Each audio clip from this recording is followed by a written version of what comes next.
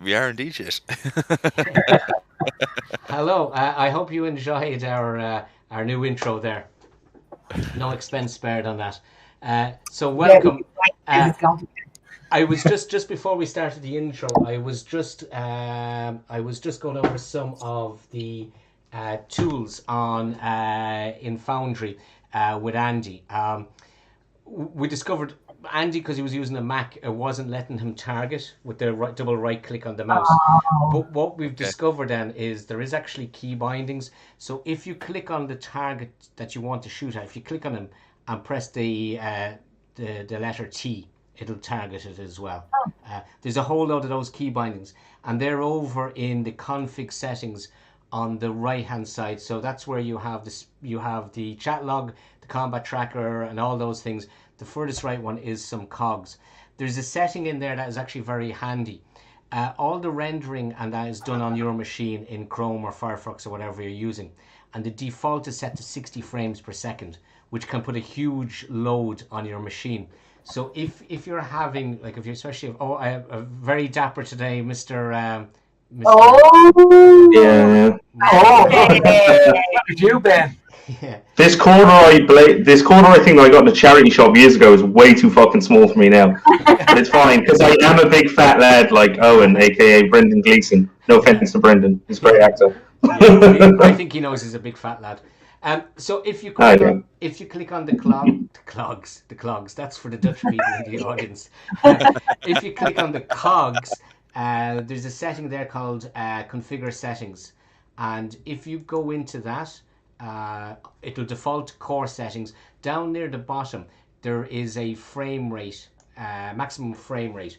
And as I said, it defaults to 60 frames per second, which is crazy. I mean, that's fine in a third or a first person shooter, but 10 frames per second I have found works very well, and it drops the processor load down from maxing out to about 4 or 5%. So I'd suggest Okay. the one thing you have to do, because Foundry is a bit weird, when you change the frame rates down, there's a save changings down the bottom. Anything you're doing, you have to hit save changes Thank you. because others won't. So it's right down the bottom. On the call, he said even when you do that thing with the call, you do So after you change the frame rate, right down the very bottom, there's save changes and resets. Reset. Oh, did you? Yeah, go on. Yeah. So I'd suggest that. I mean, or even 20 or 30, but 60 for FPS is for what we're doing here You know, is a bit mental. Yes, so I dropped it. So the other thing that I was about to say so Andy got his gun working and the targeting. The other thing you can do. Congratulations, Andy. Well done, Andy. Yeah. You get creams for that nowadays. Yeah, be more effectively killing people. It's not a game about killing. But if on the combat tab on your character sheet, or the fist, the one for melee weapon, which is the fist, if you want to, and you can do this from the maximized sheet. Now, I know that might take up your whole screen, so you can summarize your sheet up the top, it gives you the small sheet. And you can do this from either. You can click the word where it says .32 revolver or fists or whatever. If you left click and drag that, you can drop it down onto the little boxes at the bottom of your screen. They're shortcut macros for weapons. So you can drop the revolver into one and the fists into two. So that time, every time you want to use the pistol, you don't have to have your character sheet open. Okay. Oh yeah, like a hotkey and then like an MMO or whatever. Now I don't know, Becky and Ray. I don't know how well that'll work for you because you've got two characters. So. Well, then the voice is good. Well, there you go. Or mine works. So that can be a handy little thing for you guys as well. Right. There was one other thing as well, which will be handy for D&D.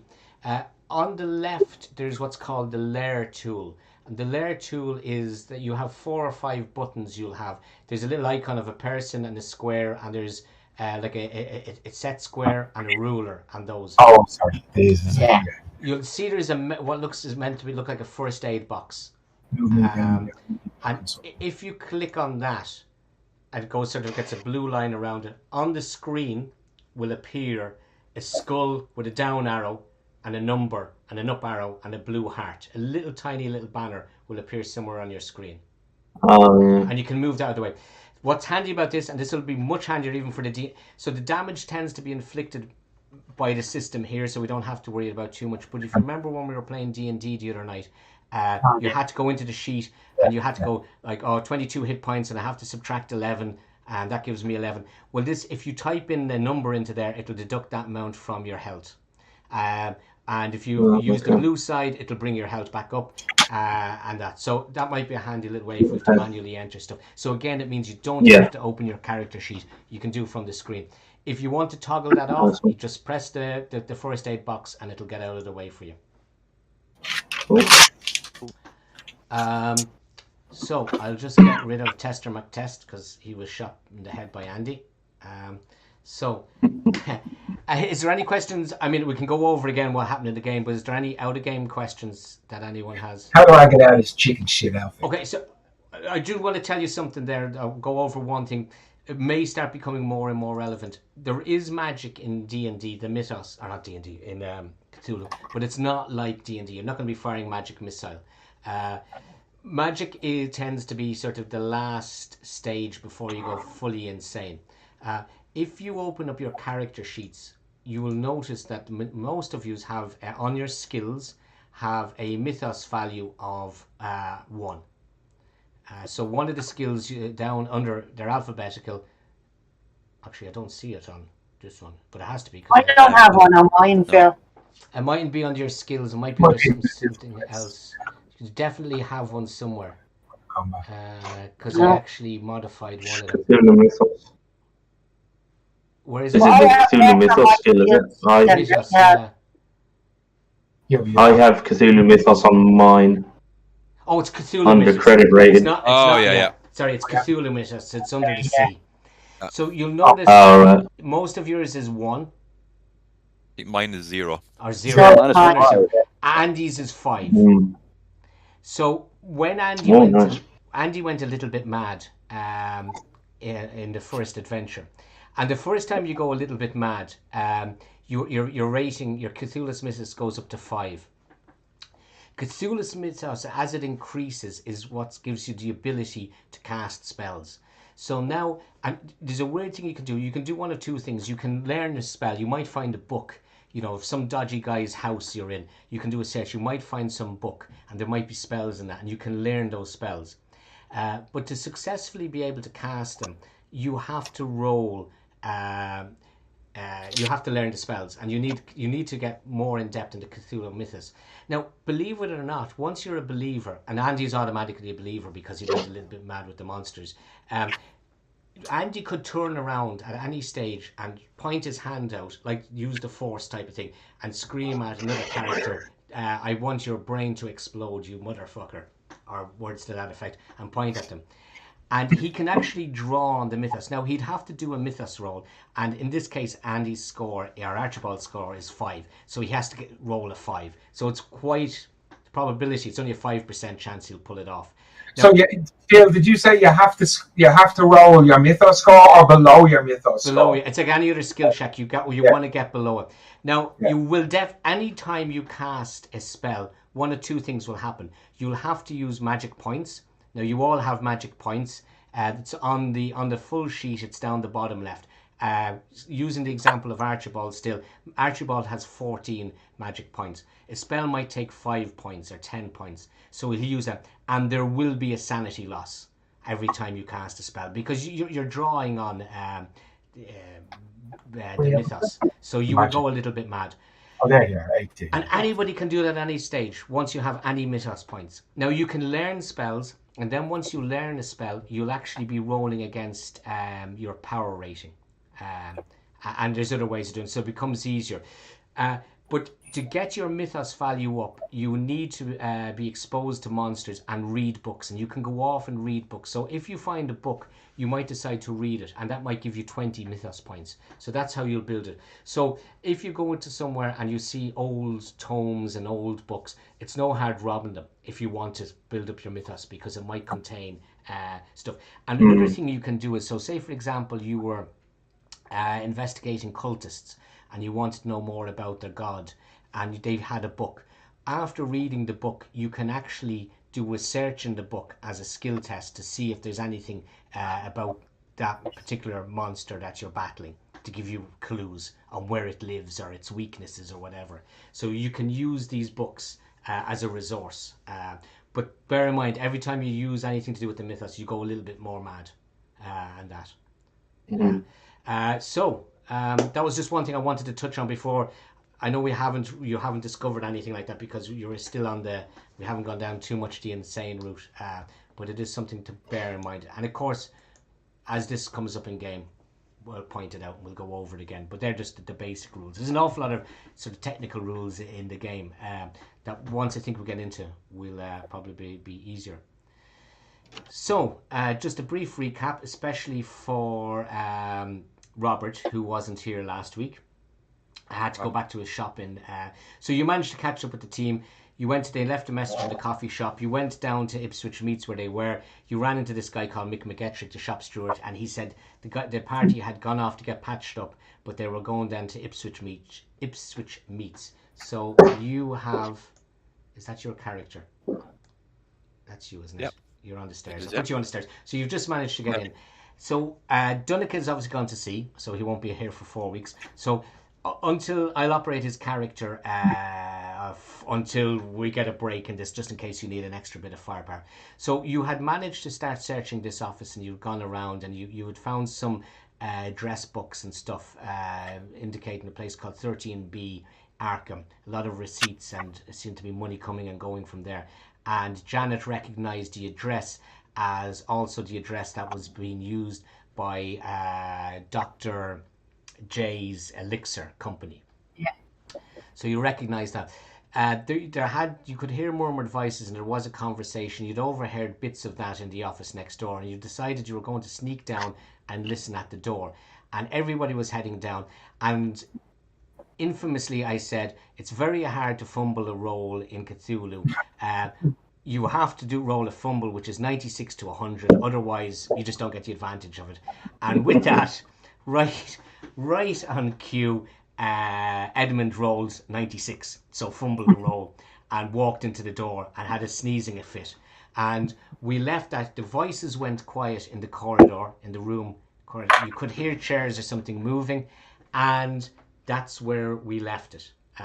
One thing I might say, I'm just saying this so that in case we do get into a gunfight, and that's not the reason I'm saying it, you probably would have, after your last gunfight, reloaded your weapons, and that's something you have to do manually on your character sheet. So anybody that has any weapons, if they want to reload them now. So just to go over that, I did. You click on your weapon in the combat, and there will be a little box which probably might say 0, 1 or 2 or whatever. The double barrel shotgun only has 2 load. Revolvers will be 6, and automatics will tend to be 8. And there's a little chamber symbol, some circles. Just keep on clicking that, and that will bring your weapons up to it. At any stage in the game, when you're shooting, you can shoot one round without any adverse effects, without any penalty dice. You can shoot 3 with 1 penalty dice, and if you're out of ammunition, you can take an action to fully reload, or you can always fire 1 round, put 2 bullets in and fire 1 of them. But you do that at a penalty dice. So if you are out of ammunition, you don't have to waste a whole round. You can actually do a quick flick them in. Sorry, that's for revolvers. For automatics, you can just change the clip, so you get the full 8 bullets, but still at a disadvantage. I know I'm trying to load a shitload of rolls. So that makes sense. Are we ready to go back into this? Yeah. Roger that. Okay, so as I said, you were starting to creep down the corridor, and one of the party, Edmund, let out a big sneeze, and all of a sudden you heard, let me just get my notes up, sorry. You heard the going quiet in the office next door, and you heard chairs moving. And before you get to, you hear somebody walking towards the door, and the door is, I'll just actually move the character.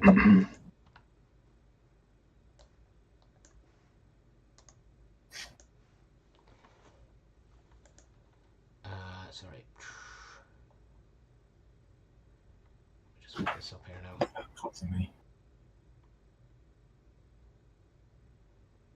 Okay, you hear the door open. And Archibald, you have view there. So you should be able to see down the corridor. So you hear this big guy there, a very sort of 1926's stereotypical gangster, looks out at you and he says, come on, we haven't got all night, will you just get in here? And he walks away from the door back into the office. All right.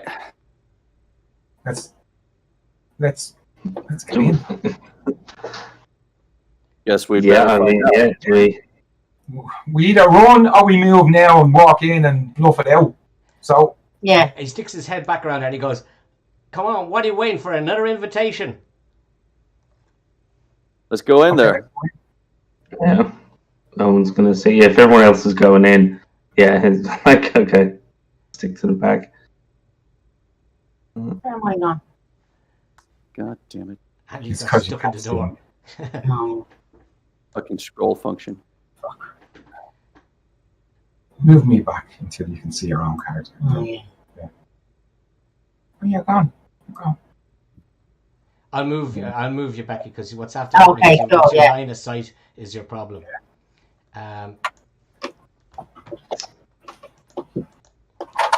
So I'm just waiting for Mikey to come in, is it? And I should be in there, am I? oh, you are. Sorry, yeah. Where do you want to be Just right there? tokens on top of tokens. Oh, time. I'll move forward a bit. Right, I don't see. Oh yeah, you're still outside, Mikey. Really? I'm in. No, you're here. I'll move. Oh you. yeah, no, sorry. We started off. No, Mike. Yeah, we started off in that room. Oh yeah, I you're didn't know in the that. other room. This noise Oh, was coming from down here. Yeah, So you say. yeah. And he turns around. The guy who shouted out at you, Archibald, turns around to. There's a guy sitting behind a desk, and he looks a bit. Sorry, just move out of the way. He looks a bit more. What's the word? A bit more of an academic type. And he's sitting behind the desk. There's a big wooden desk there, and he's sitting at it there. And the guy with the cigar in the picture turns around to him and goes, I still don't know why you decided to get outer-towners for the strike breakers. And the other fella at the desk he said, think about it. He said, do you really think our guys are going to go in there and break the heads of the guys that they're working with? He goes, right, he says, and he's turning around to you, and he goes, and he looks at you, he sees you, Owen, in the door, and he goes to the others, he goes, what's this, bring your pops to work day? He says, which one of you is in charge? Is it you, Missy? Now, just to point out, on St. Jane's character sheet, her appearance is 20, and that's basically 2 out of 10 on the good look scale. So Janet has been hit with the ugly stick quite a lot.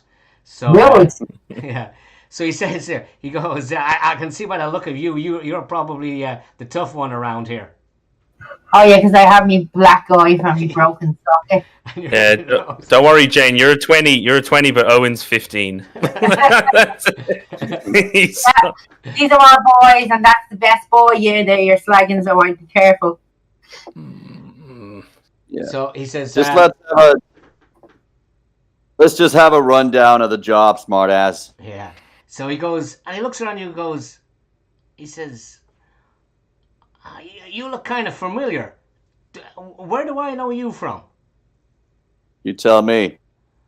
He says, yeah, don't worry, it'll come to me. I know you from somewhere.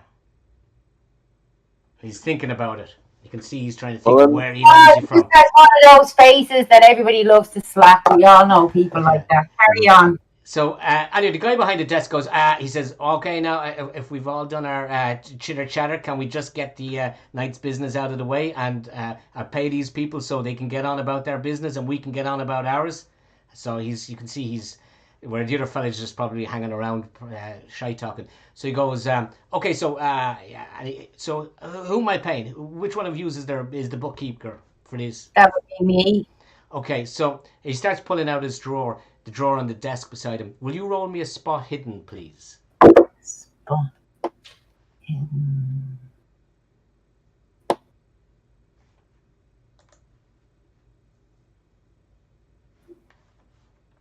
To roll. Haven't seen it yet, no. So you want to click on the word itself, spot hidden. Okay. You're unlocked. Oh, yeah. Oh yeah, you have to be locked. That's another thing. If it doesn't roll for you, the padlock has to be closed, otherwise it won't roll on the sheet. It's just a regular fill, yeah? Yeah, just a regular, yeah.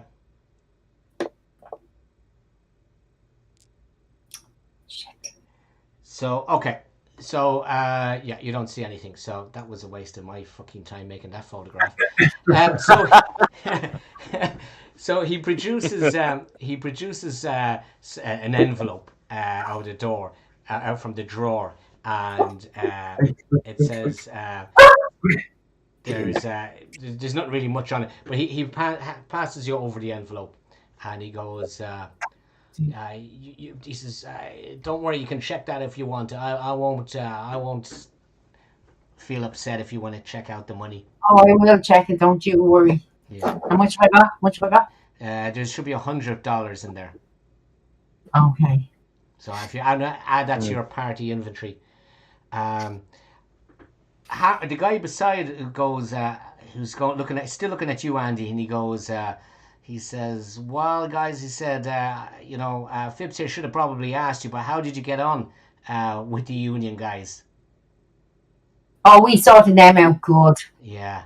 I hope they're, I hope you're not going to draw further attention here, but I did hear reports that, a lot of them came running back afterwards, and I think you got the idea strike out of their heads. And he looks over at Phipps and he goes, I think we could use these boys and lady for another little job that we were talking about earlier."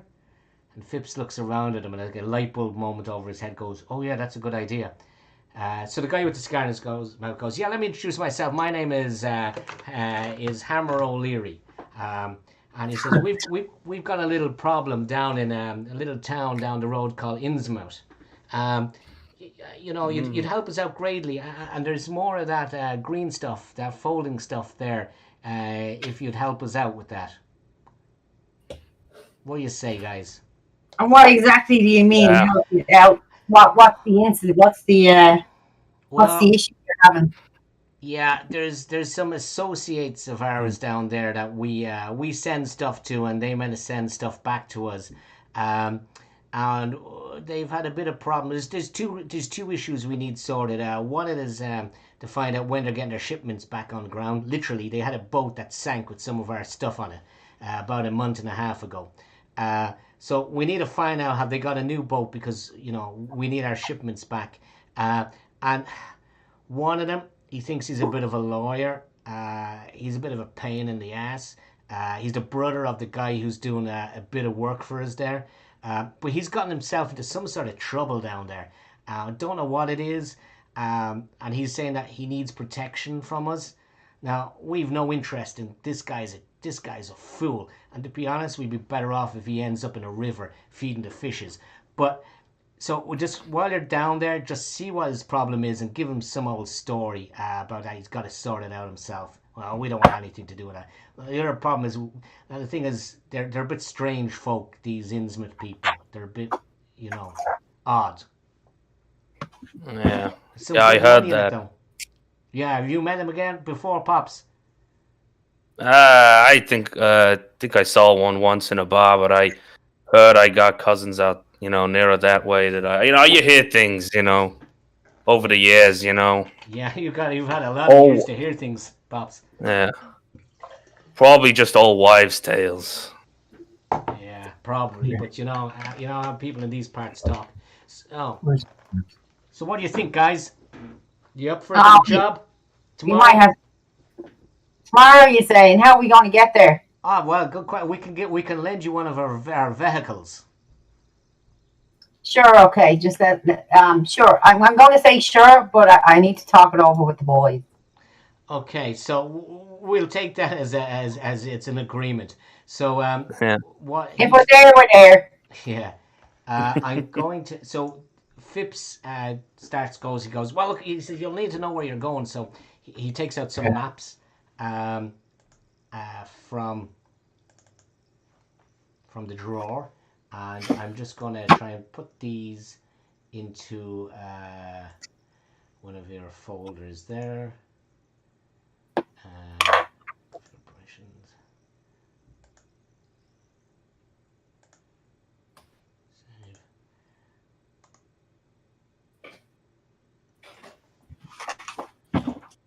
Save. Innsmouth. So another folder in should have opened up. So on the bar where the rolls are, and I'll pop these up on the screen. I'll just pop them into your folder first, though.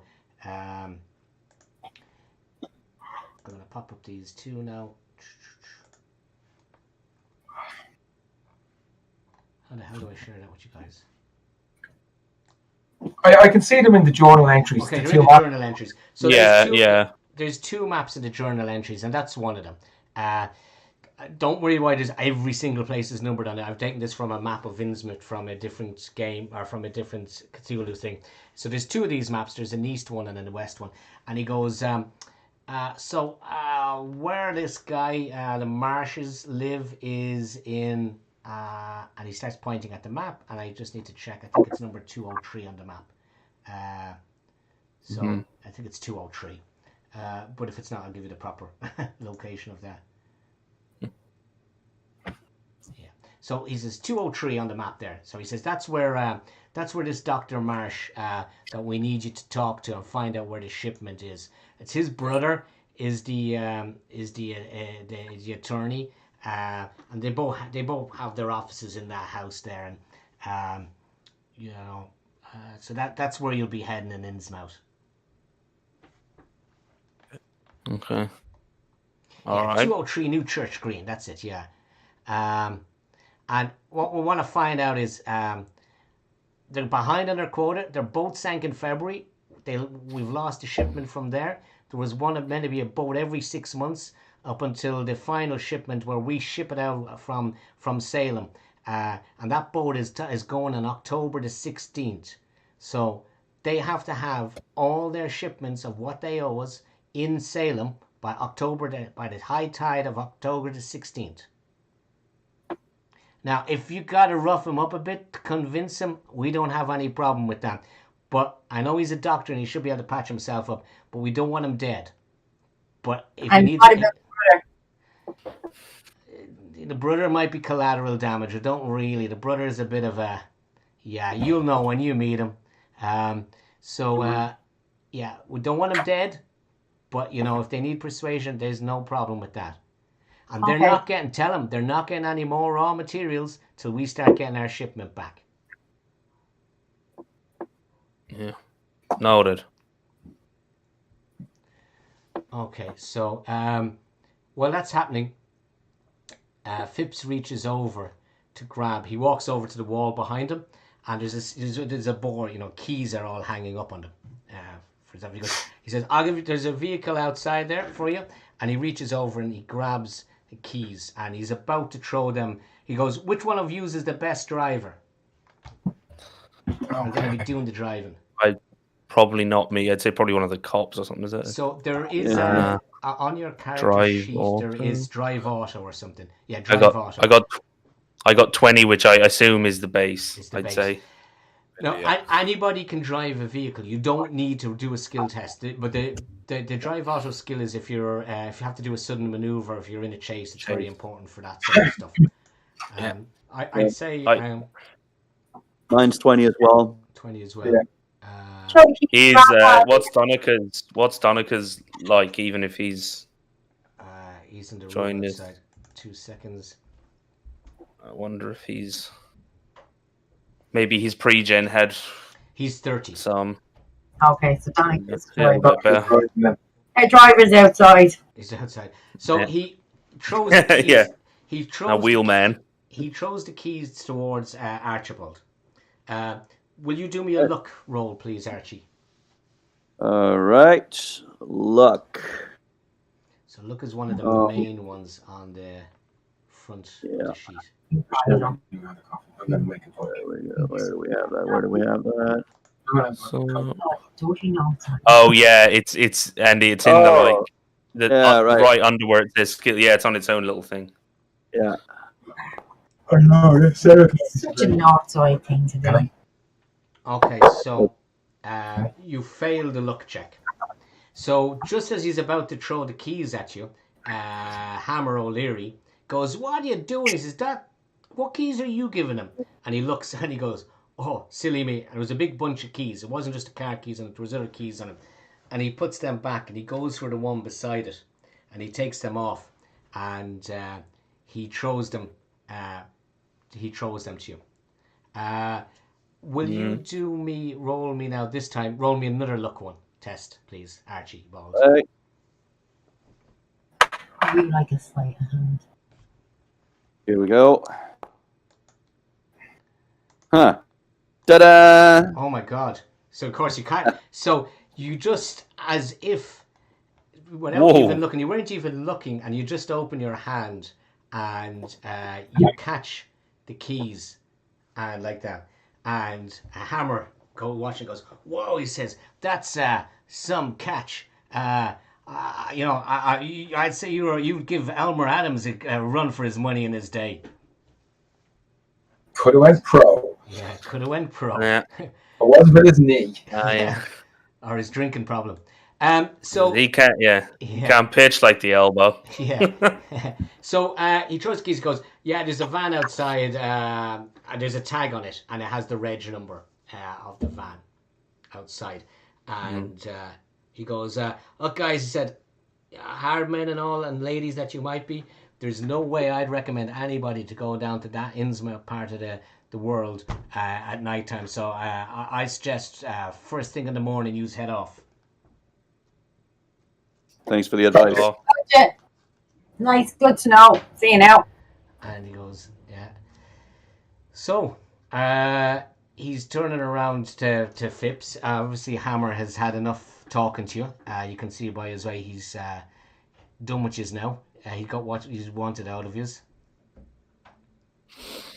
Okay, well, let's split. yeah. Let's, And he goes, he's saying to Phipps, he's saying, "I know that guy from somewhere. Don't worry, it'll come to me. I'll know where I know him from."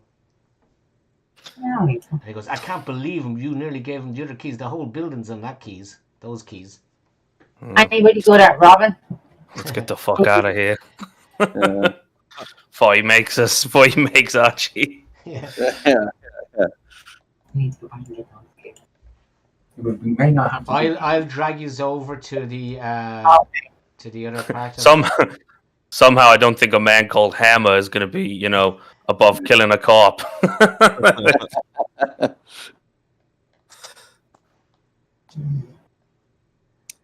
Okay. So what about the? So I've just dropped you all over there now. You're all over the place because I've sort of just dragged you in one go. So you need to sort yourselves out. Just as a random thing, Phil, is Hammer O'Leary, if you're in Arkham, is that like being in Chicago and you'd know the name like Capone or like maybe not that big, but might know the name like Archibald would certainly have heard of Hammer. He would know. Yeah. He would be quite a It probably runs Ipswich at least, maybe even. Sorry, we're in Ipswich. Yeah. Sorry, not Arkham. Yeah. So I guess in the grand scheme of things, in the grand scheme of things, where's Innsmouth from Ipswich where we are? I was looking on the maps, I couldn't find it. Do we have a location? How far is it from where we are? If you go to, there was a folder called Lovecraft Country, which you should have. Yeah. And there's Massachusetts is one of the ones on it. And if I just open that out, you can see Ipswich. Innsmouth's quite a small little dot from Ipswich on the coast near Devil's Reach, and it's only about 5 miles away. Oh yeah. Okay, Just see it. Yeah. northeast, yeah. Ipswich would be the main road to Innsmouth. Okay. Andy, you had a question there? Well, a couple actually. Like in game, I think Archibald would just. I mean, we should probably talk about what we're getting into, and like I think the first thing I would say to the party is that okay, listen, guys, Hammer O'Leary character. I could go on and on for hours about what he might be charged with if anybody caught him red-handed, but we're up a certain creek here. Yeah. But in any case, I think we need to get some rests before those guys mean business, and I take their word for it when they, of all people, say that Innsmouth is not somewhere that you want to go at night. So I suggest regrouping and gathering here at 0800 hours. Sure. Yeah, sounds good. Sounds good to me. Also, because we can upgrade our levels. I'm not gonna. I'm never gonna forget Taking a big what I loss. saw in that lighthouse, but I need a big rest after all. I can't get it out of my mind. One way or the other. I gotta go down. Don't even mention that lighthouse. Don't even mention that lighthouse. I gotta get down to Innsmouth. I gotta see what's going on down there. Yeah. Janet wants to know what you're doing about the pig. Yeah, I was. Sorry, that was the third thing I was going to ask. Yeah. Oh, Mikey, there was a talking pig. I don't know if that was in a recap or not. I don't remember. There was the missing boy. Because I don't remember if in the lighthouse that there was the word about there was boys young lads going missing. And there's more of that here, and it seems like the mob is involved or whatever because there was a pig, and it was obviously used to be a young fella, and he was turned into a pig. So we don't really know what's going on with that, but we know that much. But should we take it? Should we take it with us, people? What's your opinion on this? We have a van now. Oh, we have a car now. Yeah. Let's but I don't want to be traveling, around the country with a pig in the car. Let's take it out, drive to the nearest wood, and let it free. It might seem perfectly normal. We're not traveling with a pig. That might make I mean, we can at least move it from here because we've Go free, be free. We bring it to the local park. Yeah. Okay, so the Janet had used her scarf to tie up the pig cage initially, and then taken the scarf back. But the pig is still there, besides Derek's icon there. And he does seem to understand English, so let's say, hey pig, come on, get in the car.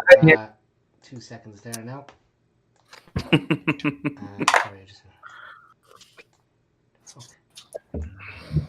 There must have been a load of that'll do, pig, that'll do. Yeah. I think we had that last time. Yeah, I think we told you we'd be back to pig you up later. Oh. Sanity roll, all of you. Sanity check. So you now have a pig as a member of your party. Lovely. Is there anything else you want to do in this building? Anywhere else we went was kind of locked, wasn't it? Except for that one door. It's a pity you didn't get the big bunch of keys from the Well, the two of them are standing looking at us. We're going to get the big bunch of keys. Yeah. Yeah, Owen's kind of is pretty nervous because your man, Hammer O'Leary, clearly, he's. It could be a couple of days or it could be a few minutes before he kind of cops where he knows Archie from. Cops the cop. Yeah, cops the cop. Yeah, and he's kind of like, I don't want to get out. I don't want to be turned into a pig. I already look enough like a pig.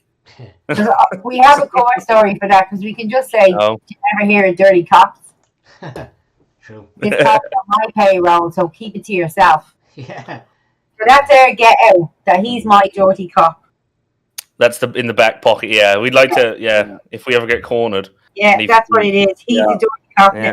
But no, he's not. But that's what we're saying. He is that I'm the mob boss, and I pay him to do dirty work for me. Yeah. In any case, people, let's not stand around and wait for that to happen. Let's get the hell out of Dodge. Okay, so I'll just go into cover story, isn't it? Yeah, it works. So just for the purposes, I don't have somewhere to move you around to.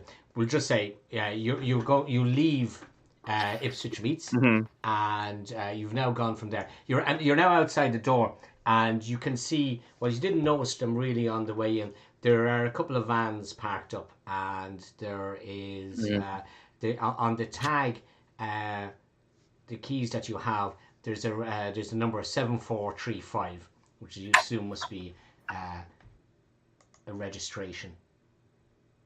Can we go and look into your cars just to see if we can see check boots and stuff? You can, and you spot 7435, and it's over beside another van like that. Oh, look, the elixir. That's the doctor, Dr. J. You can see it's some sort of like a delivery van. There are 2 seats up front, and behind the 2 driver's seats, there's another 2 seats. So there's 4 seats up front, but there's quite a big storage space. There is a couple of other vans. There's another van, and there's a couple of other cars parked up beside it. Okay, well, we'll have a look in the cars. I mean, you would. Yeah. Let's look in the trunk of those cars. Oh, sorry, Phil. Is the Dr. J van next to R1, or is R1 7435 the Dr. J? There's 2 Dr. J elixir vans. There's the one that is your one, and there's one beside it.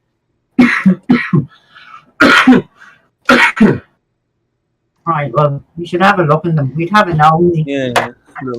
Look inside the other Dr. J one. Roll a whoever is looking in, or where you are looking. Now remember, if somebody looks in there, you can do a group roll, and so it's you all look, and then once it beats anybody's spot hidden, you get the reward. But after that, if you can either use luck points to ensure a pass, or you can push it. If you give a good explanation, a good reason why you want to have another look, you can go again. But then something bad, not bad, but something unfortunate. Complication, maybe. Maybe some kind of yeah. And you have to describe like how you're doing it. Different. You can't just say I'm just looking again in the same way. You'd be like, if you remember on the island at the lighthouse, you did a spot hidden and you failed it, and you pushed it again, and you got a stick stuck in your eye. A branch stuck in your eye. So that's the type of thing that will happen with a spot hidden. You might get a minor injury or something silly or a bit of an embarrassment. So if you want to do a group roll, if you're all looking in the window with the other van, just whoever has the best spot hidden. Just roll 70. So 70 is the one to beat. So unless someone is better than 70, if you want to try a spot hidden, do that van. I've only got 25. Well, 70 will be the... Give it a go. Probably this now. So... 23. The rest of the guys look in and they don't see anything. They're just saying, "Yeah, it's just a van. It's just a van." But it does seem just a van. But the window is open a small bit. You notice a very small bit at the top, and you get a waft of something coming out of it, smell-wise, and you recognize it. Now, I'm going to try this. I don't know if this will work or not. I'm going to try and whisper. Like in the yeah. No, that. Oh yeah. What's your character's name? It's not Owen, no. Yeah. Yeah, it's Owen. Yeah. I wouldn't. Oh, I think I might have to use your real name. Oh, I think I've spelled that wrong. So right. So that's what you smell coming out the window. Okay. I'm gonna. Oh yeah. It's just. Yeah, I mean, even just the whiff, it's like just okay. And he's gonna point over, and he's like, don't ask me how I know, but that car smells like chloroform. Oh, chemicals in the lab, at the college. So that would raise a bit of suspicion. Can we maybe go to the back of the van and have a look in if there's back windows or see if it's unlocked at the back or something? Missing young fellas, chloroform them, deliver them to be turned into pigs, or or maybe they use the pigs for the elixir. Who Who knows? It depends on whether the Dr. J is bringing the stuff here or Dr. Well, J if that's what's happening, that would explain why the pigs are all of a sudden getting violent. Because they'd know what was going on. Yeah. That's why they wouldn't want to be joined. Yeah. As opposed to normally being rashers where they quite don't mind dying for that. Why would we turn into rashers and sausages? They're delicious.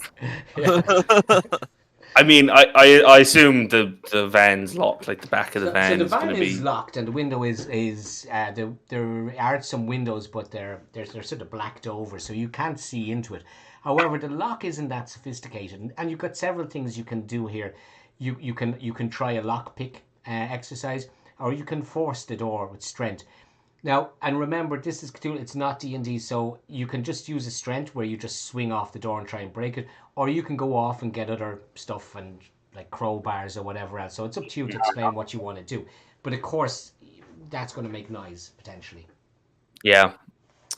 I'm not much good. You know, I wouldn't say he's not really much good. He's, you know, spend all my time at a desk, you know.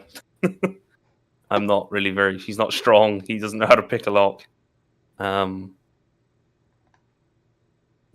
No, I wouldn't be able. I don't even have lockpick on me fucking skills. I've got locksmith. Yeah, locksmith. Sorry, locksmith is the lockpick tool. Yeah. Or locksmith. Okay. Locksmith. All right. Yeah.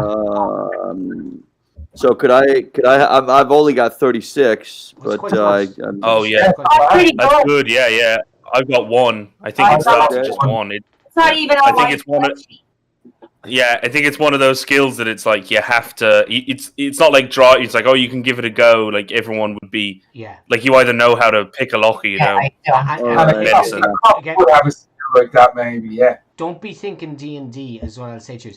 If somebody else can come up with a method of assisting you that would make sense or whatever, then you might get a bonus dice, or you might get something else with that as well. Could anybody like who's got like really high sleight of hand? And I mean, again, no, just it's I'm not really finesse isn't. No. Yeah, Owen's a big lumbering 62-year-old. You know? If that would mean anything, I don't know. I'm just spitballing. How could we? I'm trying to think.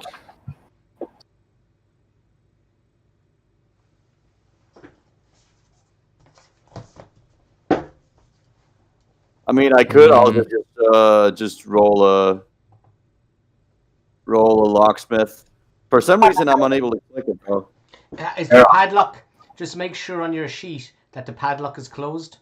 I have a hat pin in my handbag. If you could use the hat pin to wiggle the lock. Oh. There we go. Are we on? Yeah. You got a hairpin? You with your hat pin. Okay. All right. Let's have it. Okay, go for it, so.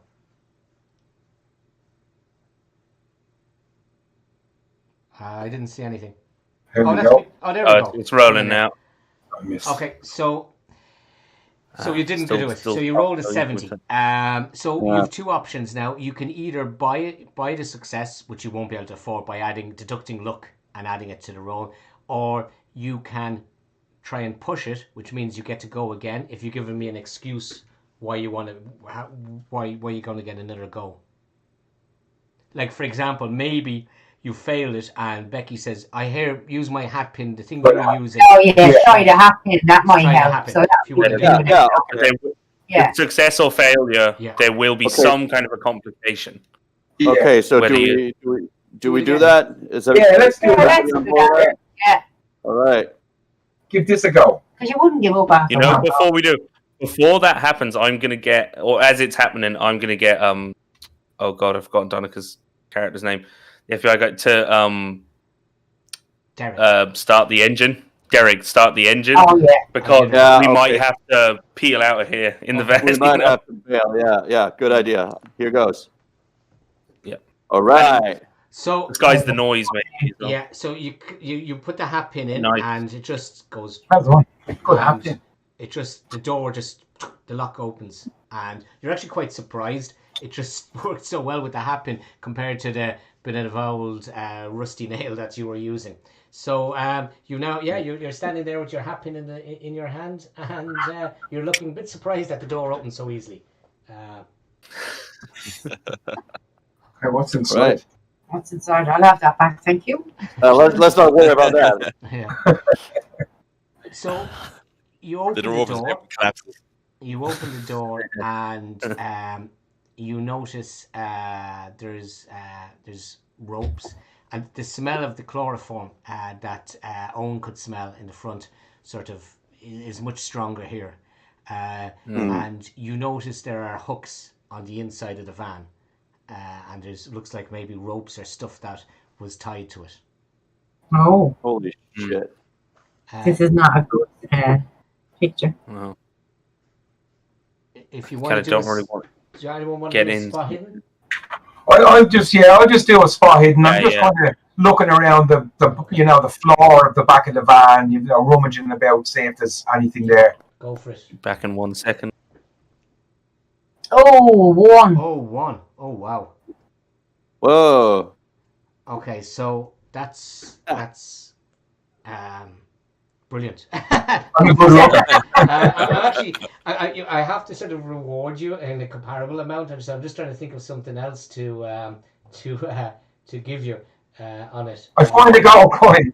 Well, actually, that's what you were going to find on a hard one. So yes, you do notice a coin. You notice several coins with that sort of symbol on them. You see that? Yeah. Oh, is that the same coin as we had in the other place? Whoa. Oh, yeah. Oh, yeah. Yeah, it's fairly much similar. So there's a coin on the ground in there. And what else can I give you on that? So you definitely find a coin, and you find a piece of paper with the name.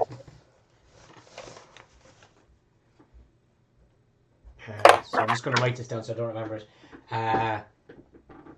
Harold Hennessy. Harold Hennessy. And the word after help. Help?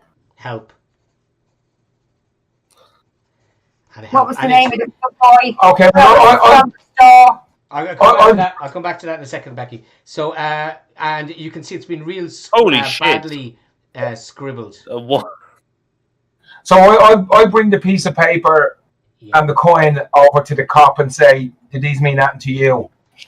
I'm going to try this now. Fuck, I walked away at the wrong time. Got a fucking second one on a skill check. Yeah. You know the name. We wouldn't maybe, but he's one of the missing kids. Yeah.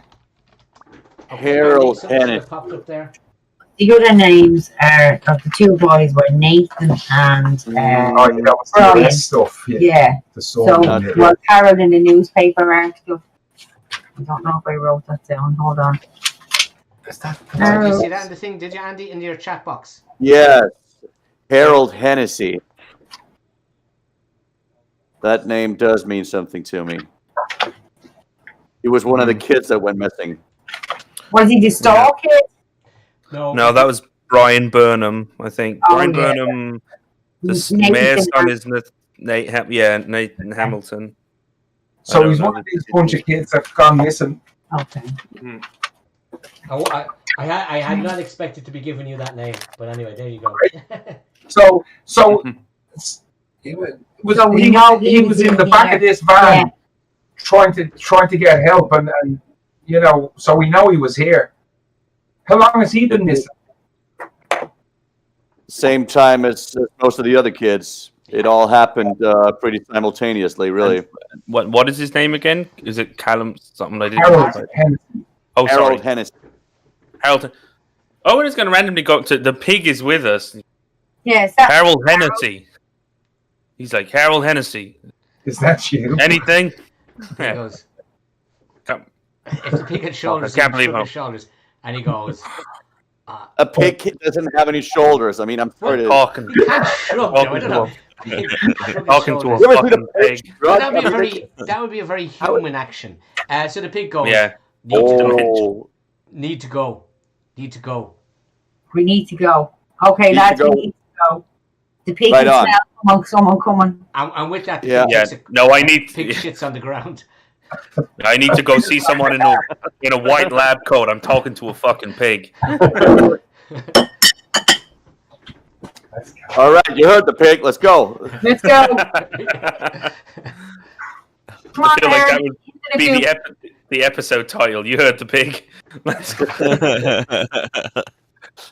So Derek looks out and he's in the other van. He goes, I think the pig is making some good sense. I think we've hung around here too long. Yeah, let's go. Yeah.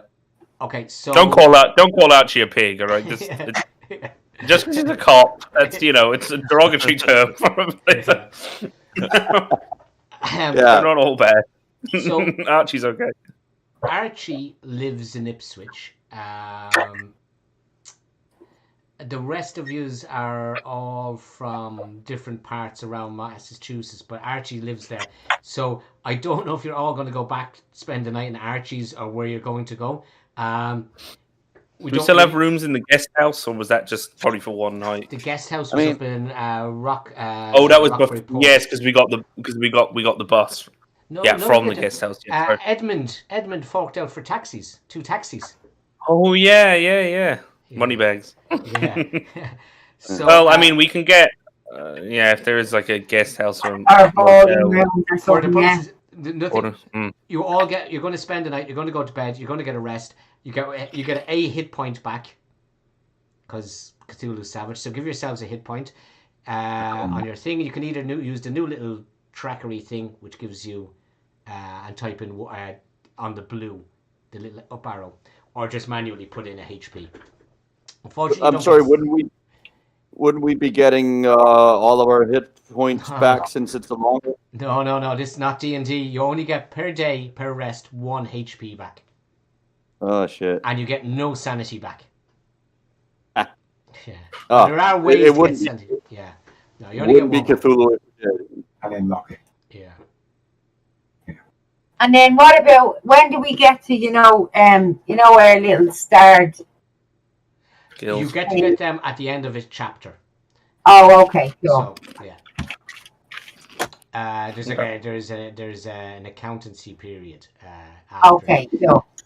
Okay. So an improvement phase. Right. It's next morning. I presume you left the pig in the van. I don't know what you do. The pig is still there anyway. And when you come down the next morning, that is the map of a bit in closer, which I will also put into your. Actually, I must get you something else as well before we go off. So new church. Sorry, upgrading our skills. That's not gonna happen this time around either. No, actually not until we finish a chapter. Sorry, I just want to new church green. Oh yeah, all players. Is that right? Okay, so that map will be in your thing as well. Right. Okay, so the next morning, you meet up at the downstairs table for breakfast, and there is a newspaper article there, newspaper downstairs, and I don't know which one of you was up first. Robert was up reading the news first, and Robert draws your attention to this article.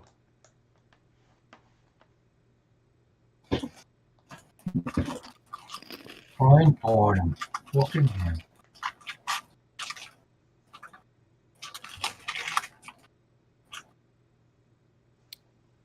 Ryan and Burnham.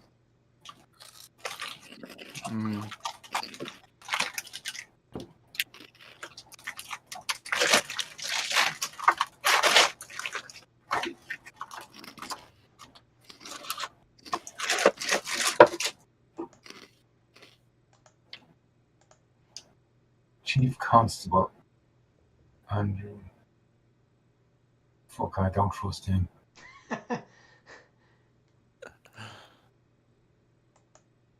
Andrew Martin, no, we don't like him. So I'll throw that into your journal as well, so you'll have access to that and the previous newspaper article and the maps. So yeah, it would appear that Burnham. So just a recap at this point, because there was a lot of information. Burnham went missing. You found out that, and then the mayor's son went missing. You've seen the newspaper article where Burnham was missing, and then Archibald got pulled into the police station and told the mayor's son was missing, Nathaniel Hamilton. After a bit of investigative work by Archibald discovered that Hamilton and Burnham, the two boys, had been earlier the year, had been arrested in Arkham for scamming people out of money doing the 3-card trick. They were, the mayor got involved, and he got the police from Ipswich to drive down and collect the two boys. The mayor's son, Nathaniel, was let go, but Burnham spent a night in the cells. Burnham was released the next morning, and that was the only connection between the missing mayor's son and this other missing shopkeeper guy. But now there's a newspaper article that seems to imply that Burnham's done a runner, and he's been charged with robbery, and he's gone missing. And he's fled. Yeah. And he's not around. Likely story. Yeah, it's all just a bit convenient, isn't it? So that's that's gone on the lamb, more like gone on the pig. So yeah. So coincidentally enough, you have a vehicle to get to Innsmouth, and the mob wants you to go down and do a bit of their dirty work, which is up to you whether you're going to do the mob's dirty work or whatever you're going to do. So yeah, you discover this all around the breakfast table. I think Robert's had a bit of guilt about eating the sausages, but the rest of you have tucked into them. I'm vegetarian. In 1926. I can't afford me. Yeah, well, that's okay. Yeah. Eating dandelion salad. So yeah, guys, that's up to you. So you have those articles there. You have the means, the method. It just depends on whether you have the inclination now. Okay, are we going to go? So I'm just talking to the group, sitting around the breakfast table. We talked about going to Arkham to the 13B, the doctor, the elixir doctor, which is in a different direction to Innsmouth. Do we really want to go and do the mob's dirty work in Innsmouth? Well, we're not necessarily going to do the mob's dirty work. We could be going to get information because your man is involved in the whole racket of what's going on. Mm-hmm. The more information we have before we get to the doctor, who seems to be a big player, then we know where we stand. We don't have to go down and beat them up. We just have to go down and get the information, whether we pretend we're thugs or we just pretend we're not. But we need to get information off them. Yeah, the one guy's brother, he, the attorney might start he's not happy. So, yeah, the attorney, he might be kind of, he might double cross him. He might be, want out. So he might be happy to point us in the right direction. We could, if Andy was okay with it, bluff them and say, we're the cops. Game is up. Tell us what you know. Make a deal with us, and we'll go easy on you. And get everything. A liar. Yeah, well, Andy's a cop. All the cops. Oh, yes, when you say, and we got the feds, it's federal. We got not just the cops. We got the. I brought in the FBI. Derek comes in and he goes, listen, he says, guys, he said, I've just gotten called back to Washington, is where the FBI went. 26. Yeah, Quantico didn't exist. Washington is in Washington. So he said, I've been called back. There's something happening down there. I think it might be to do with all this gold smuggling that I was sent to. So, and with that, he fucks off out the door. So, just, he said, so he's gone. The FBI's gone anyway. Right, now the pig's going to have to drive. Yeah. I thought the pig was driving. Boom, boom. I'm not doing this as a cop. I'm doing this as a private person. But in any case, I am a cop, so if that comes in handy, we can always play that card. But as a starting point, this is below the radar. Did they have radar back then? I don't know. This is below whatever they had instead of radar. Well, look, I mean, we can go as... Because it's not like these people are going to be are going to shoot the O'Leary's mobsters on sight, they might expect a bit of, getting roughed up. But if you just say, "Oh, here, look, we just Hammer sent us to talk to you, and blah blah blah, we're here to hash some things out, and you got to, get your shit together, and you're behind on your quota, so."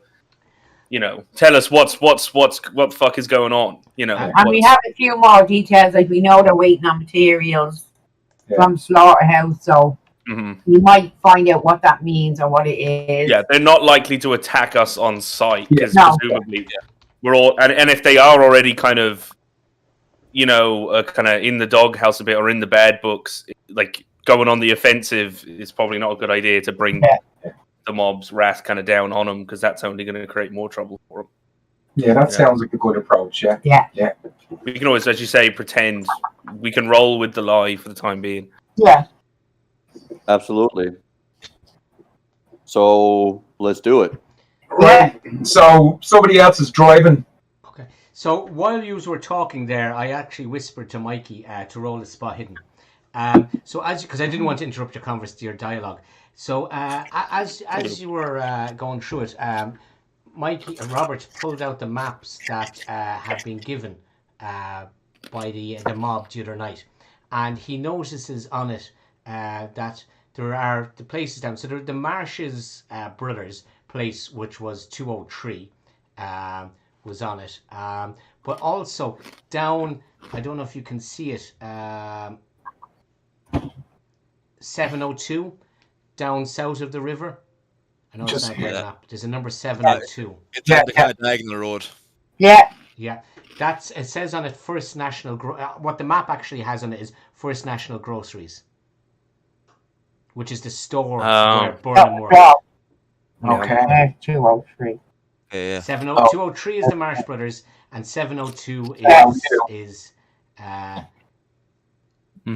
So I mean, you don't have to see it on the map, but the map does indicate actually, because it's a normal like tourist map of the area, and it has a couple of things like the bank is marked down, the bus stop, and the First National Groceries is marked on it. So it's only a few blocks away. Yeah. So just for your own info, where the stuff is. Okay. And if we had a zoom in ability, I'm actually. There is 702 on the map there, Newtown Square. Oh, yeah. Okay. All right. Well, let's get driving. It's going to be a long drive because I'm going to have to stop to pee along the way quite a lot. Seems as Mikey actually rolled so well on his spot hidden. Robert notices that the street over from Newtown Square is called Marsh Street. Oh yeah. Yeah. Oh. Old money maybe. Family history in Innsmouth. Yeah. Okay, so and just for completeness, that's the other zoom in of the other map where the Marshes Brothers place is, just off Dock Street there, 203, off the Old Town Square. Okay. And those maps, I think I put both of them in your journal, and if I haven't, I will do, because I actually don't know which ones I've put in there. The zoom in of the with First National. That's all the other ones are in there. Yeah, so the two zoom in and the two outer maps are there. For just so you have easy access to them. Okay, so that's the situation. It's about 5 or 6 miles on a shitty road, and obviously these are shitty vehicles, so it's going to probably take you, I don't know, half an hour to an hour to get there, even with the map. 2 hours, old man, toilet breaks. And the pig, and the pig is in the back. So, where would you like to go? Sorry, did we bring the pig? Well, you haven't told me you've gotten rid of him at this stage, so I'm assuming the pig is still in the yeah, maybe we need to think whether that's a good idea. We should get locked out somewhere and get very hungry. I mean, yeah, that's the thing. I mean, it's got to eat and it's got to, do that other stuff. And yeah, it's like if we leave him off. I mean, it's possible that if you said stay here in a little bit of patch of woods or something off the road, we may or may not, come back for you, because there's no point leaving him locked up somewhere. But we've no guarantee that he won't wander off or he won't get killed. But what are we supposed to do? Carry a pig around? We could tie him to a tree or something and let him wander around and eat and whatever. We could ask him what he would prefer, right? True. Not to be completely heartless, but we are the only ones that know he's not a pig. Yeah. Yeah. We could just leave him there. And then, could we have perhaps maybe left him in the guest house and just said to the landlady, look after a pig for us and we'll give you an extra few bob. No. We should bring him with us. Here's a few cotton sheets for nappies. No, bring him with us and just leave him off in a patch of green or grass and tell him to stay there till we come back and get him. And then if he stays there, great. If he doesn't, it's his own business. Okay. Because I know if anybody has rope, we could tie him to a tree if anyone has a rope. Well, I'll just say that if you all die... I feel bad tying him up. If you all die, he's going to starve to death by tied to the pig tree. Well, he eats grass and shit and acorns that fall from the tree. Look, if we really... I can't believe I'm saying this, but maybe the pig should come with us. No, we're just going to leave the pig when we get there on a patch of grass and we'll come back and get him. And if he's there, he's there. And if he's not, he's not. Okay. I feel bad about tying him up because he's been in a cage. Right, but we won't tie him up. We just let him off, and if he comes back when we're there, collect him, great. Then it's his problem if he decides to wander off and get come back, it's not shot by a hunter or whatever. Yeah. But how will he know? Like, he doesn't have a watch or anything. I mean, we just very well make it. Edmund, give him your watch. Yeah. You can't find a wrist. He doesn't have shoulders, wrists. You're fucking useless. Yeah, we'll just leave him in a little patch somewhere with a bit of cover, tree cover. And if you want driving, not me with my joints. Okay, no. So I'm not saying they're going to get into a chase, but the way in the vehicle. The driver can be assisted in a chase by somebody who has a good navigate skill. If they're beside the driver, they can actually assist the driver. So I would suggest the driver and whoever is going to be your navigator be in the front. There are 2 seats behind them, and then there's one other person who's going to have to go in the back with the pig. What's the base navigate? Because probably 20 or 25, I'd say. I've only got 10. I got 10, yeah. So I couldn't remember if I probably should have put some points into it from when I he was... navigate's 40, so I should probably navigating.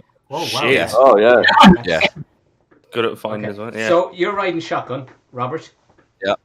And I'm riding pig. Derek is gone, so no one is... So who's driving? Bear in mind that the other person is... someone has to go in the back with the pig. Anybody got better than 20? I'm just checking. We're all 20, are we, for driving? You're all 20, yeah. Archie, do you want to drive? The pig is 0, so... Okay, who's driving the most? I live in the I'm not a very... I've only got 20. You're all the same driving wise. I'll drive. You just don't want to be in the back of the pig. Jumps into I don't want to be near the pig. Okay, so who's gonna? There's 2 of you are gonna have to run to get into the cab, and then the other person's gonna have to get into the back. I feel Owen's gonna have to go in the back because he's a big fat old lad. He's gonna take up too much space in the back. It's like that thing where it's like he's probably going to have to be forced to go in the back. Owen lying in the back using the pig as a pillow. And it's just like... Although, actually, is the back of the van is like, it's all covered up, isn't it? This I just thought... Yeah, it's all like can see looks like a paddy wagon kind of like thing. There are 2 glass windows at the back. But actually, in all seriousness, Owen really does not want to get in the back of the van. Yeah, Owen's got claustrophobia. Like I get there as a not obviously everyone would know that, but just as a meta thing. So we could try and make him go in the back, but like he is going to be really resistant. Oh my god, they gotta get in the back. Yeah. Oh, just I'm in the back. Okay. Thank you, Mrs. Thank you. So the pig's in the back with Janet. And and someone's in the kitchen with Dinah. I have no problem. I like animals, so I have no problem. I have a cat. It's fine. Off you go. So you're driving out of Ipswich, and as you leave Ipswich down the road to Innsmouth, there's sort of scrubland, and that starts opening up on the side. So tell me where you want to stop if you're going to stop. You notice the navigator is Robert. Will you roll a navigation check there, so please? We will, of course. Just regular. Yeah, just regular. That was a fail. So you say, this lovely green land is probably going to go on for ages. And as you're driving along, it suddenly starts turning into marshes and it starts getting a bit boggy either side of the road. Okay. And you've still got the pig in the back as you're driving. But this really reminds Owen of going to see his uncle back home in Ireland. And as you're going across the bog and you're heading, you can see in the distance, you can see sort of smoke, and you can actually see, you're coming down a bit of an incline, you can see the sea in the distance, so you can see the Atlantic. And you can see a bit of smoke coming out of the houses. Okay. So you're only a few minutes now away from Innsmouth. So we can see the approach to the town. Yeah. So you're approaching the town. Yeah. So the 2 destinations that I won't say were suggested, but you have was the marshes, or there was the First National Grocery store, or there's other places you can go to. There are in the town. There's a couple of shops, the First National Groceries. There's a couple of other shops. Yeah. There are no bars, but there is a hotel. There's a police station. And there's some churches in that. I mean, it's going to be. I'll tell you more when you decide where you want to go. Because I was going to say, just first stop, even if, like, does anybody, just as an excuse, anybody want to get smokes, get beef jerky or whatever, do you want to just go to the grocery store, even just initially, you can kind of get a little scope, or do we want to go to, like, a hotel first and be like, book a couple of rooms to secure lodging? But are we going to stay here tonight? Because the thing about Innsmouth is they're all a bit iffy. So would we not want them to be getting in and getting out as quick as we can? Yeah, we may not want to stay here after because you might not want to stay here after dark, because your man said, even the dodgy fella said, don't be there actually, after dark. I suppose, because we could always, it's close enough actually, we could just drive back to Ipswich. Because we would kind of be thinking, let's get in and out of here as quick as we can. I don't like it. We've been warned about this place several times now. Yeah. Yeah. Connor? Plus, I have union to go back. I have union busters to go back to beat the shit out. Some of us have to walk, we have jobs to do. We're not all loaded. I think we should head straight to the marshes. They wouldn't be expecting us to get there with them. Hey, yeah. So you want to head to the marshes, which is over in New Church Green, or is that Green. Or is that the other place? New Church Green is where the marshes are. So that's where you're heading, towards the marshes. Yeah, I think so. Okay. Sure. Right. So, they have a refinery as well, apparently. Oh yeah, there is a refinery. On the map, it says an arrow says Tamash Refinery. So everything you see on the map is valid. So I'm not sure how much. There's the west is that you can see. There's the harbour. There's the port. I mean, it sounds like if their family's been here a long time. I mean, they're called the Marshes, and they live in a marsh. Yeah. I feel like if there's someone who's part of family that's part of the old cult, it's probably them. It's like every country, town, and village. Like down here, there's a name called Donny, and they're over all the shops and the pubs. And every town and village you go into, there's like one family that has names over everything. Yeah. Has anybody read out of game for a second? Has anyone read Shadows over Innsmouth? No, I don't even know. You have you? Okay, well that's actually brilliant because this is the same town as in Shadows of Innsmouth. You are the local police from Ipswich. Now, the events of Shadow over Innsmouth was set around the same time.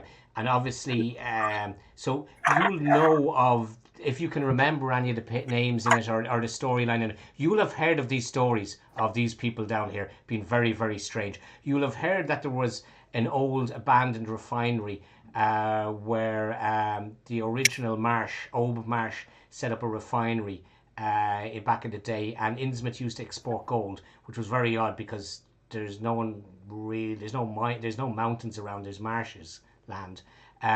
So it's a bit of a dodgy. But in the last couple of years, the last 10 years or so, or since about 1847 actually, it's gone into real decline, really, really bad decline. They seem to be able to abundance of fish they produce, but they guard their fishing grounds really well. But there's very little. They stick to themselves, a very odd bunch. So, and if you remember anything from Shadow of Innsmouth, feel free to throw it out to the party or use it. But in the next town over, you'd know these fuckers like. So the thing is, and this would actually probably freak Archie out a bit, is that the people down there are not normal.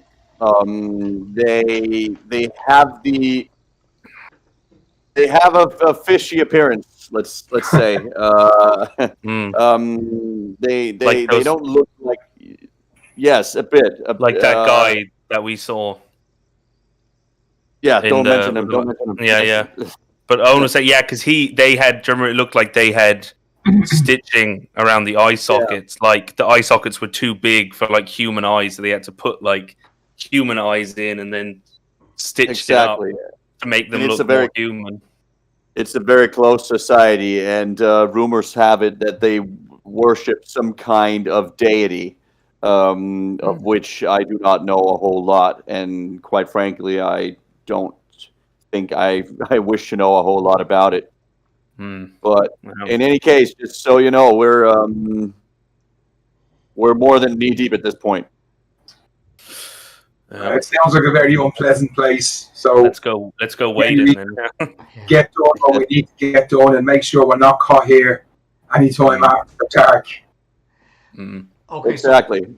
So you're still going to head to the marshes, yeah? Correct? Yeah, I think anyone has any objection. Okay. No, not particularly. Sorry, wrong one. Where am I? The marshes it is. So you pull up outside. I have to throw tokens onto it. So my bad. I have to no tokens loaded yet.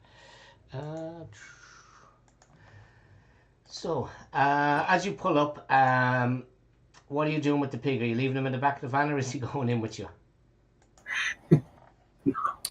I don't think he's going in with us. Pig in. The lesser evil would be to leave him in the back. Yeah. Okay, so I will leave the pig's token in the back of the van. Okay, so you should appear now on the screen. So you have appeared at the side of a road. There's a wall. There's a house in front of you. You stopped at where the symbol was, and there was a sign outside the door which said, on one side it said Marsh's Dr. Marsh, and the other side said Mr. Marsh, attorney at law. So you're on the street. There's a door just in front of Archibald, actually. That's both of these we're looking for, isn't it? Yeah, we think the lawyer might chat. Yeah. The left is Dr. Marsh. Well, Dr. Marsh, It's just a sign that you don't know at the moment which way. It's just a sign has like the two names on the door over the door. Oh, I get It's you, yeah. very shabby. It's very, very run down. It's sort of it is a stone building, but it's seen its best days 100 years ago. You'd say it's really shit. Like the ground is manky, dirty. It isn't a proper road. And as you drove into the town, you did notice that all the buildings were in ruin. A lot of them were all boarded up. The churches seemed to be completely abandoned. You went past one church on the way here, and it was completely abandoned and derelict. So there is a feeling of like a ghost town. Yeah, that kind of. Yeah. Well, that like it's an old factory town, and then the industry went, and it's just like it's dying. Very, off, yeah. it's on its okay. Supposing that during the car trip we came up with some sort of strategy, so we do we go in and do like 6 different things? Do we go and see the attorney brother first? That seems to be, he seems to think that did he say he thought that he needed protection from someone else, basically? He needed a mob's protection, is what he said. Okay. So the question is, do we sort of try and lean on him first? See him first. Because we savvy one. Yeah, and we might get info out of him which might come in handy with the other guy, because you don't want to get blindsided by something, maybe. Yeah. Yeah. See if we but how far do we play along with the mob? I mean, I suppose taking care of one guy, protecting one guy is not that big of a deal. But I'm sorry, I'm just going to let you discuss that amongst yourselves. I'm just going to run, and I'll be back in 2 minutes, okay? Mm-hmm. Yeah. Well, yeah. Well, I mean, in some ways, we have no reason not to go along with it. I mean, I know Hammer O'Leary wanted us to, maybe kind of, give him a talking to, Yeah. But we don't have to do that. We can imply that we're going to do that. Is is anybody above maybe giving them a slap across the face? Look, like you said earlier, Ben, we could just go in and say, "Oh, look, we just want to have a chat with you. We were sent down by Hammer. We want, Look, you're late. Yeah, shipments are missing. Yeah, but like what do you need protection from? Why do you need it? I mean, get the information. Like, he doesn't know we're down there to give him a beating or to fucking swim with the fishes. He thinks we're down there to protect him, so he's going to be chatting. And the other guy just kind of like, well, that's true. The attorney, you could be like, all right, to protect you. Give us all the details. And the other guy, you could just be like, hey, look, it's all, you're behind. What are you doing to bring production back up? What are you doing to make up your end? Yeah, you won't be getting any more supplies until your shit comes in on the 16th of October type of thing. Yeah. Hammer wants a business plan. He wants a plan of action of how we're gonna fix this. Should we be information? No, but we don't know. Yeah. We need to. Well, the lawyer fella is the chatty one. That's what we might get out of him, because we're protecting him. Do you know what I mean? He might talk because we're down there to protect him. He doesn't know that Hammer wants him gone. Bill, I think we're going to say to the lawyer that, Hammer, we're your protection. Hammer sent us, has responded to your request, basically. Yeah. Let us know what's up. How can we help? Oh no, we need to know the story so we know what we're dealing with, and then try and get them talking. But are we planning the soft approach, but with the barely veiled threat, we're here to get a problem sorted, it can go one of two ways. Oh no, that's for his brother. We're going to say that to his brother. Okay. Well, good cop with the lawyer, bad cop with the other guy. Okay. That's it, yeah. Okay, so that's your plan. Well, you're still standing out in the street, though. Yeah. Right, well, then we're going into Attorney Marsh. Okay, remember, you can click on the door to see if it's locked or unlocked. Okay, so the door obviously is unlocked. All right. So open sesame. So Andy's gone in. So as you go in, Andy, I'll just wait for the rest to go in. There is, yeah. I was going to step aside a bit out of the way. We have to move. Oh, yeah. I can't see me. I'll move you, Becky, because I just can't see you when I move away. Yeah, I know that's what I'm saying. I know it's awkward when you're two characters; you only see the viewpoint. So you've got into a sort of a foyer waiting area, and there's a couple of chairs which I haven't drawn on the thing there, but there's chairs there, and I'll move you in, Becky. Okay. And is that everybody's in now? Is it? Oh shit! I've just closed Right. the door. Raised. Okay. Yeah, it's because the door kept getting closed. Yeah. I think. I need to make the doorways bigger. So you're in a sort of a way. It's very shabby. The carpet that's there is very, very threadbare. You notice sort of almost a piece of paper stuck on the door over here, which says Ralsa Marsh, attorney at law, and it looks like it's been handwritten. What's it say again, sorry? Ralsa Marsh, attorney at law. Ralsa. Ralsa. Oh, that's where we're going, isn't it?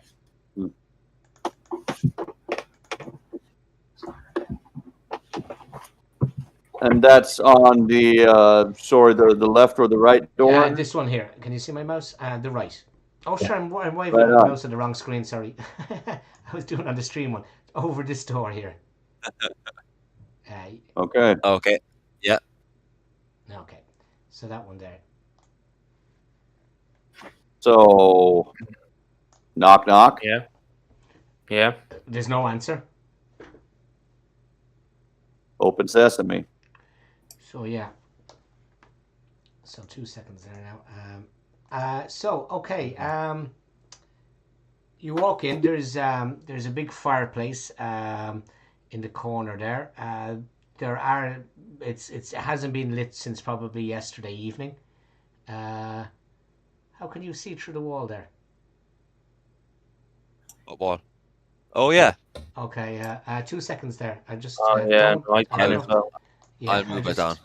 Okay. I'd already seen it. Sorry, no, that's fine. That's fine. It doesn't matter. You see, I just don't want you. I didn't even realize there's a wall there.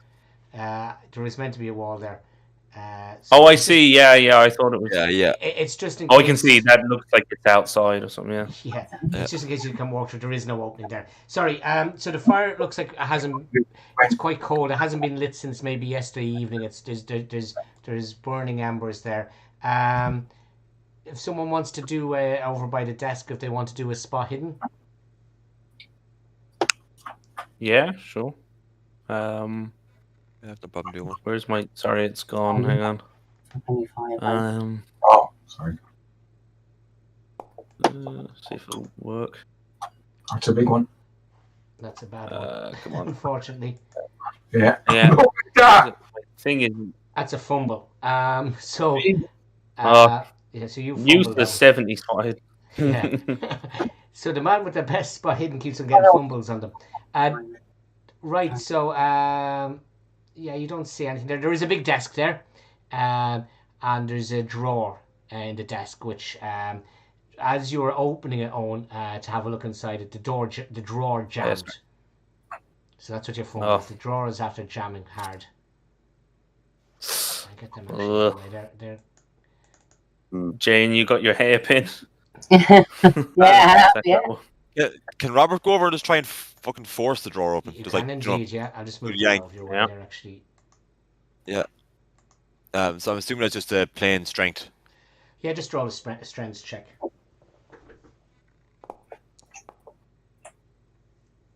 So, yeah, you pull out the drawer, the handle comes off, the whole front of the drawer. So you're now there, Robert, with the front of the drawer in your hand like that. And yeah, there's a crack. Oh, no one walks in. Yeah. Didn't take this route. So I walked in and there was a lad there with a knob in his hand. There are 2 documents in the drawer. I presume that's what you're going to look for. And I'll just pop up the first one first. If I can find it. Sorry, it's actually here. And I'll share that with you. So there's a letter.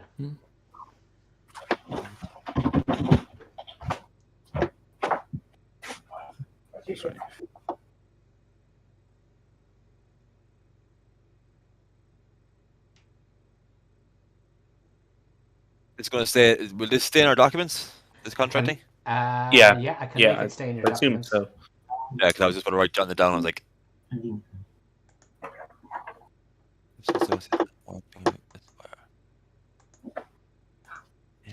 Holy shit.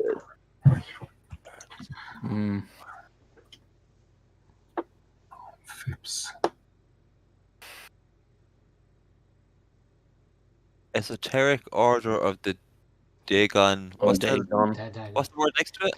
Biological parts. Oh, from Esoteric Order of the Dagon. From hence referred to as the Order. Okay. Biological pieces, biological parts, yeah. In weight.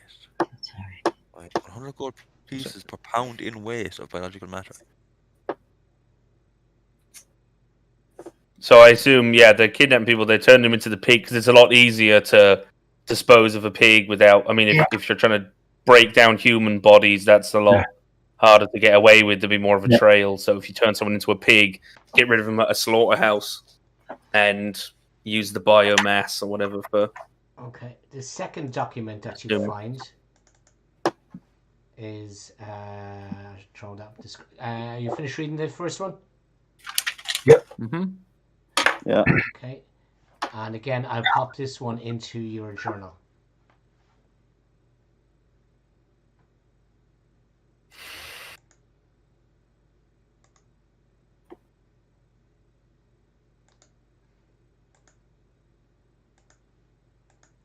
Oh, Beelzebub, that's never a good sign when you see a name like that.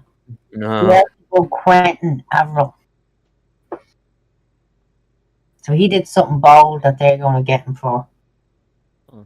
You will find rot with Beelzebub.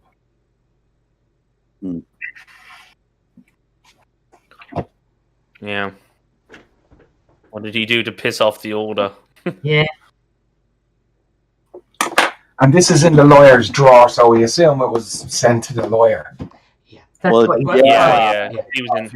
He needed the mob protection because obviously he did something to piss him off, and his dad, who presumably a big name or the leader of the Order, was probably was obviously not protecting him and letting his idiot son off the hook anymore. He had to answer for something, whatever that is. Okay.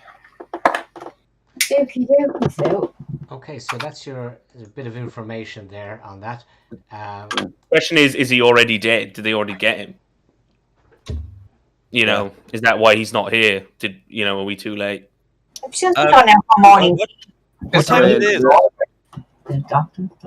It's probably the early like morning, is it, or early enough? It's morning. It's early enough. Yeah, I mean, like you got up, you had breakfast. I imagine you were probably eager to get on the road because you didn't know if the mob were going to cop that you're a cop. Yeah. So you probably got up, and it probably took you an hour and a half max to drive distance. So I'd say it's only 10 o'clock, 10:30.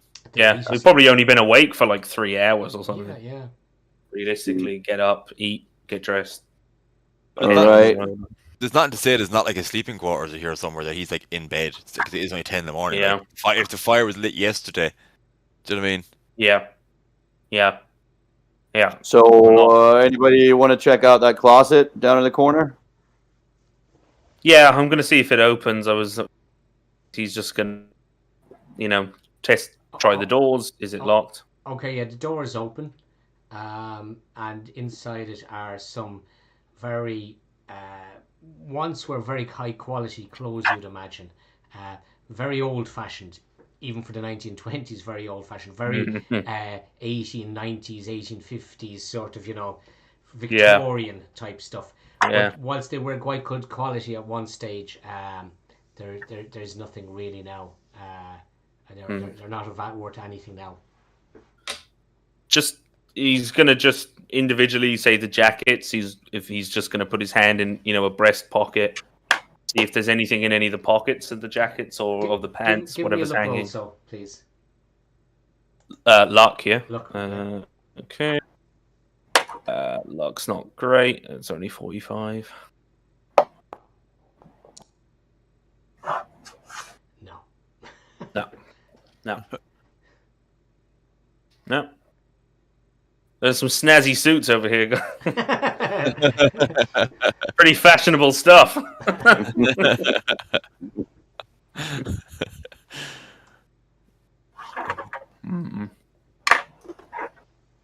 All right. Well, let's say we move on. Can I give a poke on the fireplace to say that he didn't try to burn any documents or? That's a good thing. Yeah, try it. That's so, Mike. You have a spot hidden in the fireplace. Actually, yeah.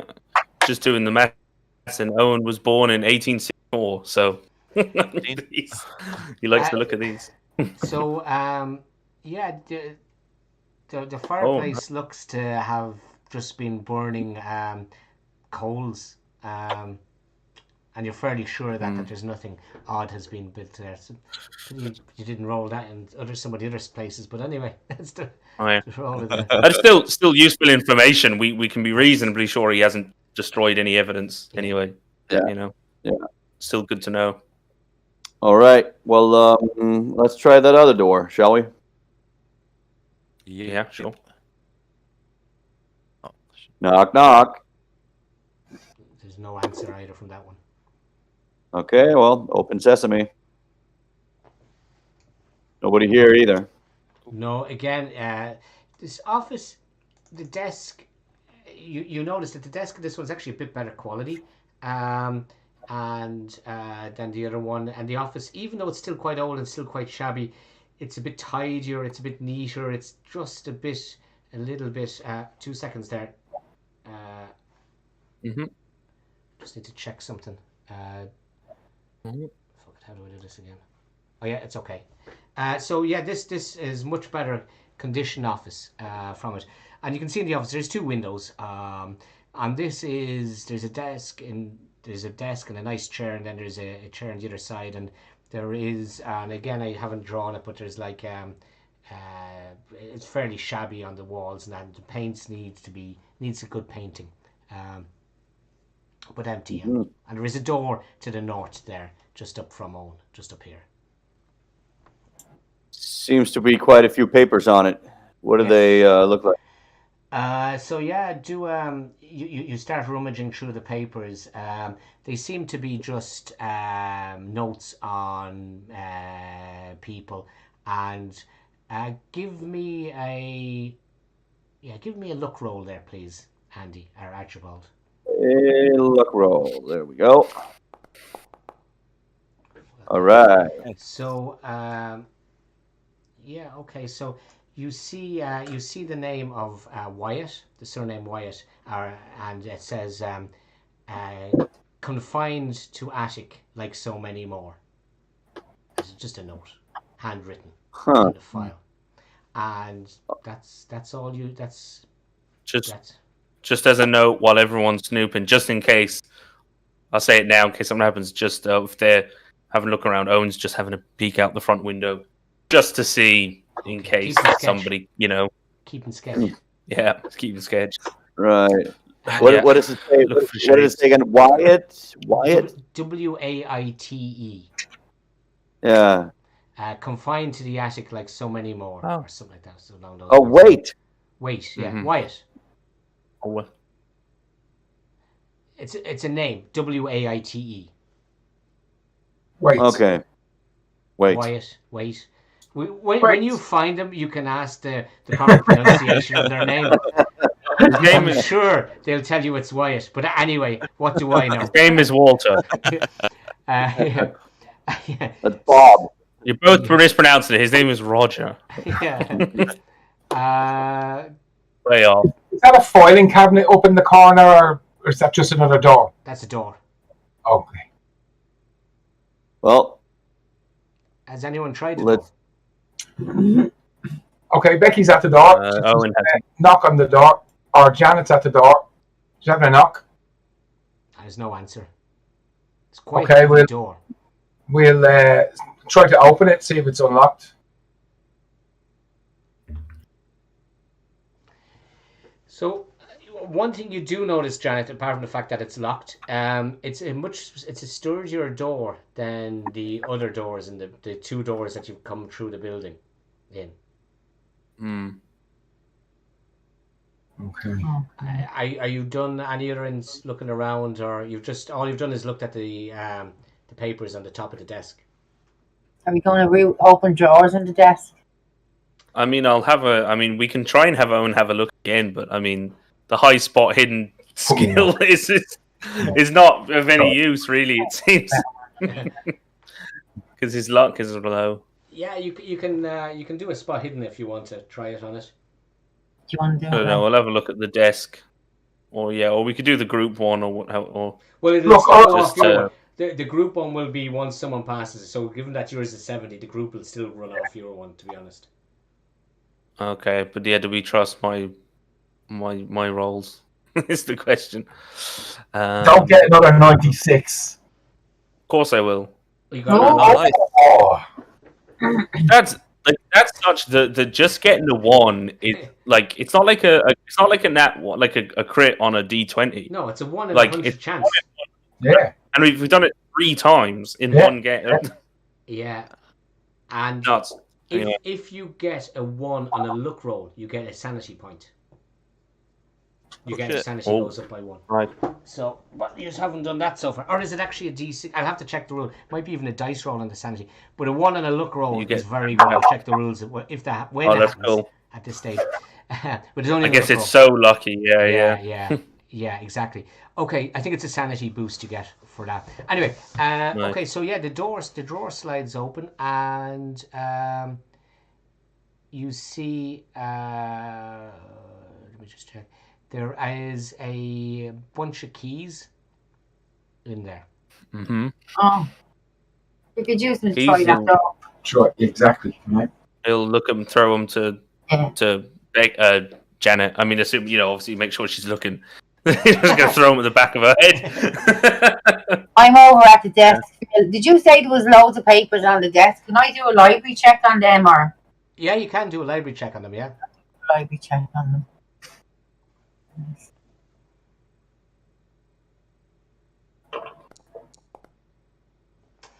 Okay, so what you do notice is that there is a lot of paperwork there, and the library check goes to show you that it seems to be some sort of an accounts and ledgers, and it seems to be the amount of money, gold that they have to, amount of gold pieces they have to exercise to the mob, and you're looking at, it seems to be, at first you have to check twice, but it seems to be a huge amount of gold that they owe to that the marshes own to the mob, and it totals up that there was 100 coins per pound of weight, and it seems to be that each month they owe the mob in excess of 10,000 coins per gold pieces per month.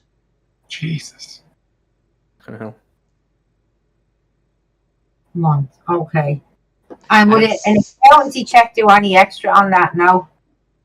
Sorry? Would an accounting check do an extra? No, that's really the same type of thing, like really. Did you say 10 or 100,000? 10,000 gold. 10,000. Yeah, 10,000 a month. Per month. So that's £1,000 of. And it seems to have been going on for at least 6 months already. Okay. Okay. Per month. You say 10,000 pounds of weight, not 10,000 gold coins. Oh, right. Sorry. It's 10,000 by 100 is the gold coins. Oh, okay. So 10,000 pounds of weight. Weight. Okay. Pounds material per month. So I'm sorry. Did that door open? The door. Yeah, the door. Janet puts the key in, and you can try and open it now. Key seems to click in it. Okay, here we go. Click the door. There you go. All right. You got relatively on me with you. What the fucking hell? Jesus Christ. Oh, is that upstairs? Is that coming from upstairs? It's unnerving. The attic. Is that coming from the attic? That's not like those stairs are going down. Okay. Did you make that recording, Phil? Yeah.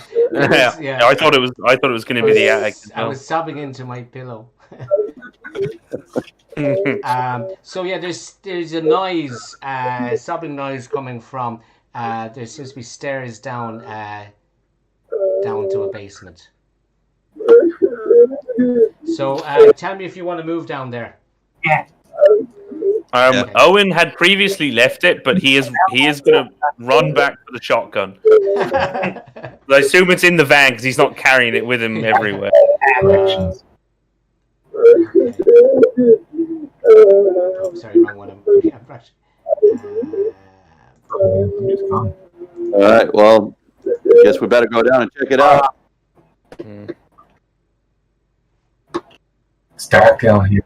Yeah. So basically, it is very dark, and the only person that has equipped with a torch was Janet. Bought a torch. So when you went into pitch darkness, Janet switched on her torch. Now to move your torch around, click on your token, and it's you use the control key to. Sorry, Mike, you're in the way there. Janet, as you click on yourself, as you hold the control and use the scroll wheel, it'll turn the torch around like that. Phil, is it a big pain in the ass to add the light to somebody? Because I think Owen has a torch in his inventory as well. He bought one, and he bought the guns. Is it in his inventory? It is. Yeah, it is. But if it's a fucking pain in the ass to give it, it's not. It might take 2 seconds. I just have to find your token. He's just above. I have him there. Above Archie. Control, and then you can move your torch around. I think it's I'll grab a drink for 2 seconds. Control, click your character, and then you can scroll there. No, it's not that. Yeah, I'll be right back as well. Yeah, sure. Phil, what was it to pan the torch around? Control and the mouse wheel. And the mouse wheel. Oh, okay. Yeah. I see. You can... dead end walls. So there's a wheel. That's nothing. There's the stairs. I can see it's like facing. That's cool. Okay, you should have it there now. Yeah. And then if you move about, you might see more. No, here, look, here's another door here. Okay. There's a room there and a room there. Looking over that side here. Right. Okay, yeah, that's just all wall. Yeah. So we can go in kind of. Yeah, if you want to wait for. Go in twos, yeah. Yeah, I just kind of. Down. He's like, yeah. I was looking down there. So you must be able to go that way. Yeah. Oh, hang on, sorry, I have a problem here. Yeah, I actually, so yeah, where you are, Becky, there's actually a door. I'll just actually draw that there. It's actually shown as the image on the thing is shown as a wall, but there's actually a gap there. See where I just put in the door there, where you are, Becky. Yeah. So yeah. Yeah.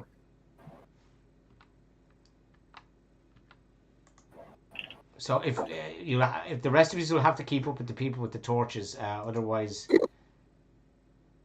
Yeah, I'm just kind of staying here just until the lads are back. Actually, I think your torch is a bit shorter, Ben, than the others, so I'll just increase the range of your torch. Can you bring Phil in here, or Ray in here, Phil? Yeah, I'll drop him in there. Yeah, we just can't see the characters anymore. Yeah. No, that's Derek. Actually, Ray, you're not actually on the thing. That's the reason why you can't see yourself. Where is Edmund? I'm talking to the I'd put Derek down. There you go. So, there you go. Okay, so I'm in the room with you. So you just do your own thing then, and then people showing on you. So can you see? Oh, hang on, sorry. Yeah, that's not a wall there either. I don't know why they're shown as walls. That was a door as well there. I'll just indicate that was a door. I got too excited doing my torches. Can you see that, guys? What's that now? Can't see a whole lot. That, like where? Hang on. What I'm going to do is I'll go. Yeah, I can't grab. Oh no, I got him now.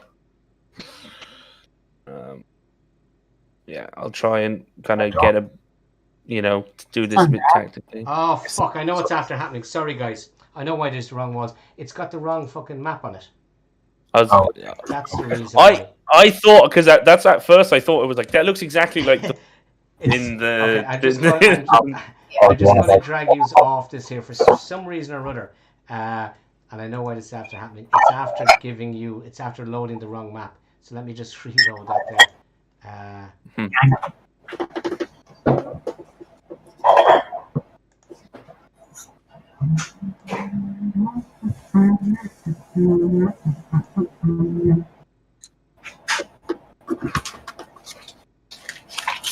No, that's the wrong one. Bollocks. It's 2 seconds there, sorry.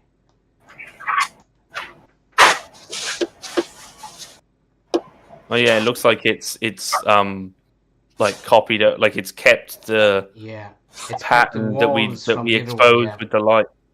Like it's kept the little, the image of what we'd revealed with the torches. Yeah.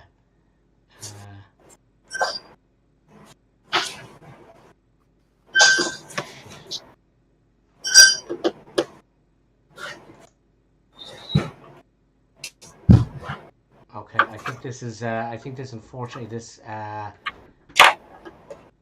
not. And it's after overwriting the map.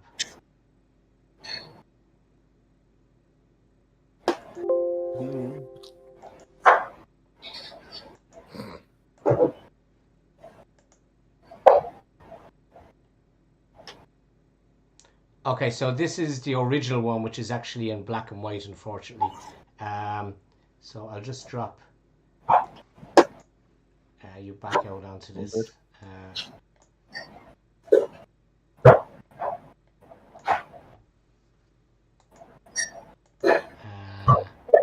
Okay, so I don't think you're going to need to use the torches anymore. We'll just skip on through. So yeah, unfortunately,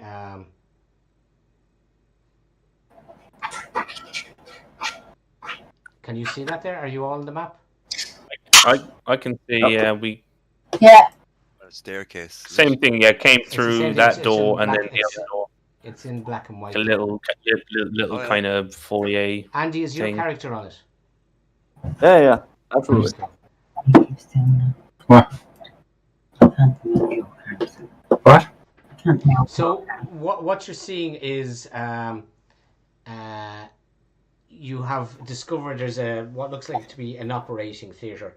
There's all bits of bodies on the benches there over by Owen. So if you could all make me a sanity roll, please.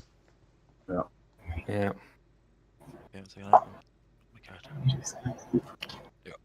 What's this? Sorry, guys. I'm trying to fucking close something here and it won't close. Jesus Christ.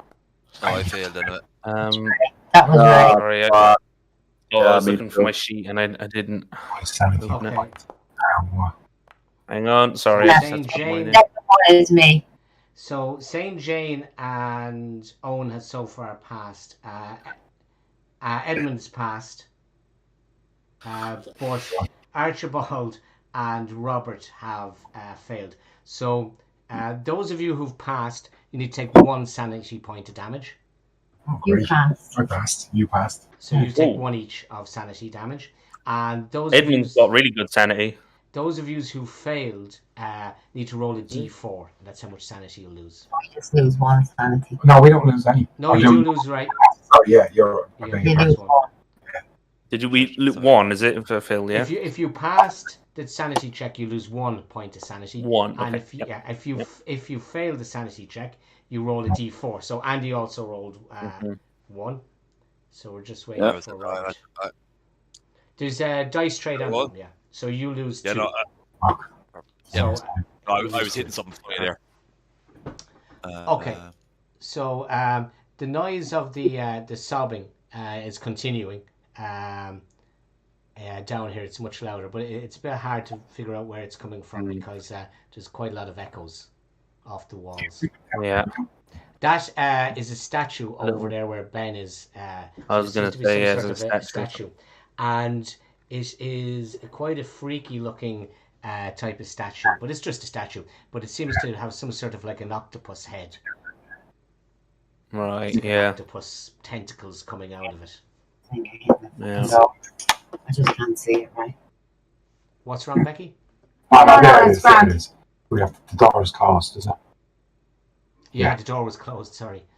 Yeah, sorry about that map. There's meant to be a color map with sound effects and stuff, but something got corrupted or something. So yeah, that's all right. So there seems to be there's bits of blood and there's bits of and it hasn't been washed down, so it's not like it's an operating theater. That's why you lost the. Can you see your torch? Owen is pulling out the shotgun. It's always good. Yeah, he's just. He's too curious, but he's quite fascinated, I think, by this octopus-headed thing. After seeing the fish people and the deep ones at the lighthouse, this is exactly the kind of thing he's been looking for. That he's been after. What's this thing now beside? So there's a barrel on the ground there beside you. Could I do an occult check on the statue, maybe? Yes, you may. Oh, I have to get you. All right. Fail. Yeah, so it's a statue. Freaky looking statue. Phil, if this is like say up here, is it just bars? Can I see? I'm assuming on the map it looks like there's someone in that cell. No, you can. They are bars, so yes, you can see through the bars. And there's a kid. There's somebody, small shaped body on the bed. Oh, and just calls for the rest of them. Over here. Yeah. There's somebody in here. I hear it.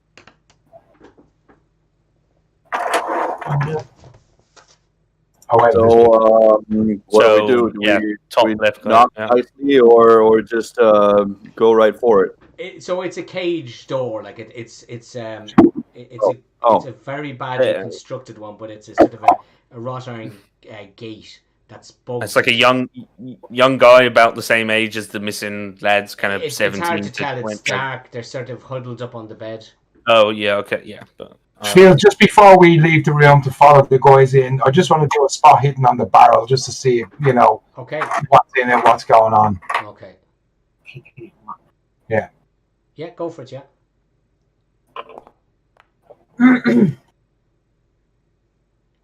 So it's old clothes, bloodied clothes, and by the size of the clothes, they belong to kids, teenagers. Children's clothes. Okay, so we'll move on up to the guys now. Yeah.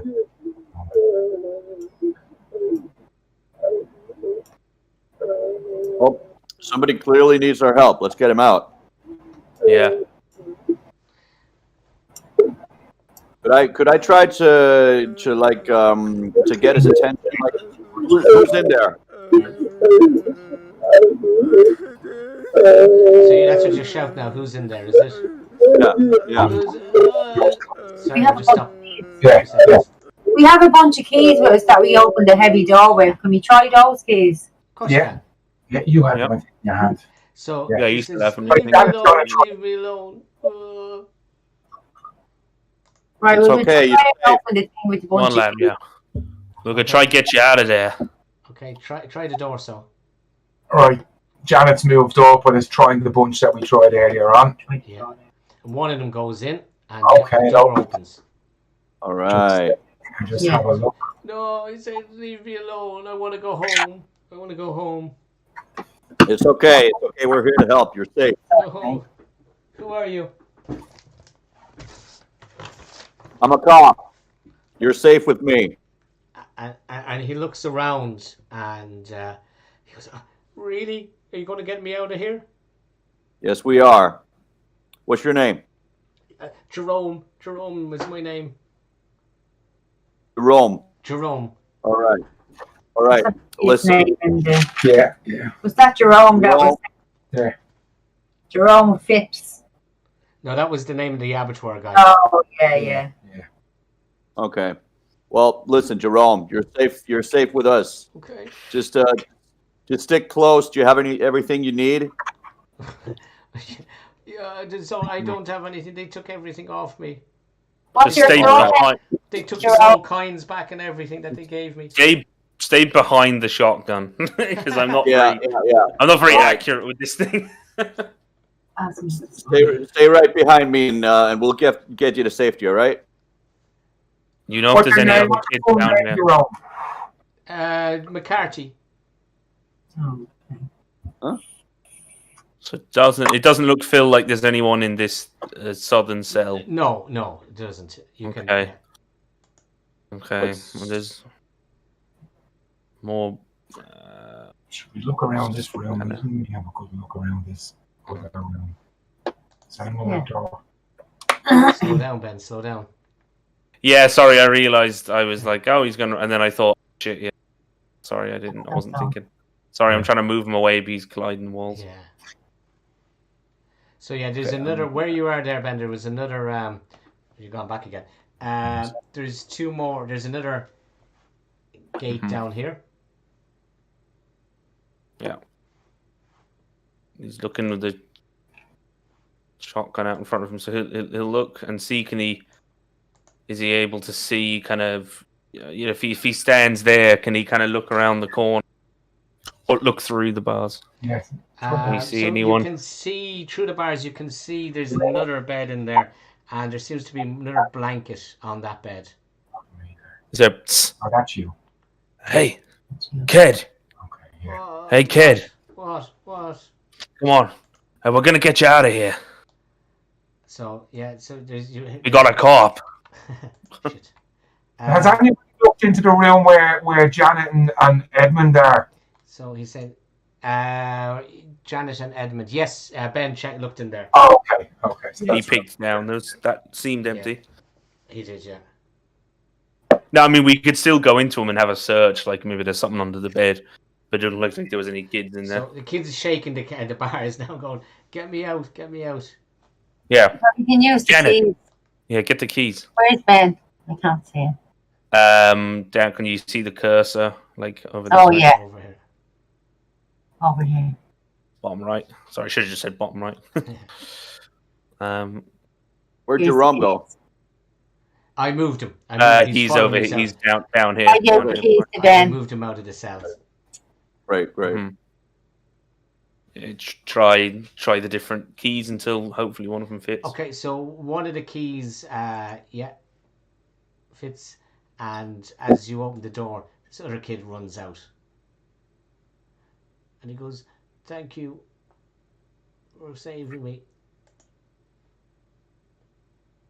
What's your name, young man? Harold. Harold what? Hennessy? Yeah, Harold HH. My friends call me. Harold Hennessy. I think we might have found the note you left. Oh yeah, in the van. Yeah, I did. I had a bit of paper, but I didn't know where I was going, so I couldn't give any more information. But there was 6 of us at the time. Was Jerome with you? Was Jerome one of the 6?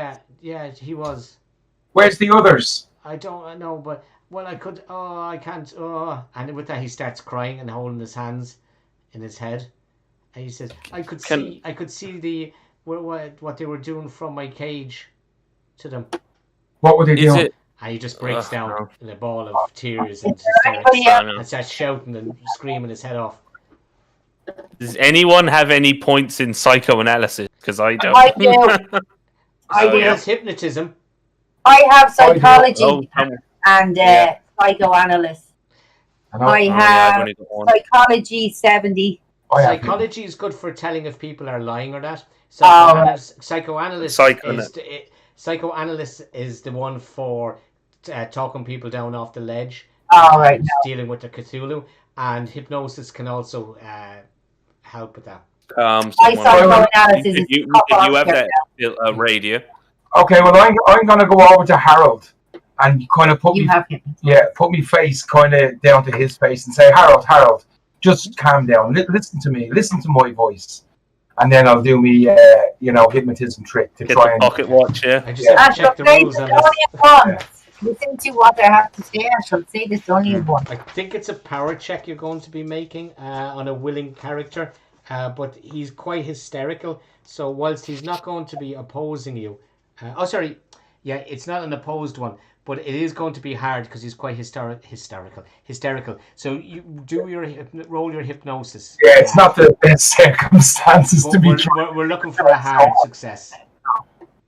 Okay. Yeah, you're not in a you know,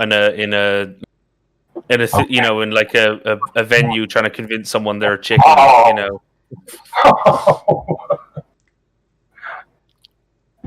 Yeah, Lee said best mended, quicker mended. So yeah, you're waving, and he's going, stop waving the coin in front of you. They're the coins they used to. Okay, Harold, calm down. Just calm down. Everything's going to be okay. Everything will be okay. Just stick close to us now. In the top right-hand room, is there anybody in that one? No, there's nothing. There's nothing. Okay. So that's all the doors checked down here. I think so, yeah. I can't see anyone. It's too dark. Well, just another thing, just before we head out, very quickly, or however much longer we stay in the basement, Owen is in his research journal with his pencil. He's going to start. I mean, it's not very good, but he's going to sketch the statue. Okay, yeah, good idea. Yeah, he's interested. Yeah. What's your? I'm just going to put in my ear. Ben, you're actually meant to, in the arts and crafts and the science one. Yeah. You're actually meant to list what your art and craft is, and you're meant to list what your science is. So, for example, in the arts and crafts, you could throw down that you're drawing. So then, Yeah, I didn't put any points in really. He has the 3 sciences. Yeah, he's biology, botany, and zoology. He didn't. Oh, the 3 core sciences: biology, botany, and. Well, those are the 3 that he had. Yeah, because I think there was one where I made like a backup character was someone like a journalist or a PI or something, and photography was down under art. It was like photography. Okay, so just gonna put in my inventory. They've got like a sketch of. I'll do up a sketch. And send it on so that you actually have this. Oh yeah, I mean, I can imagine, yeah. But yeah, obviously, don't be taking, time. What am I doing?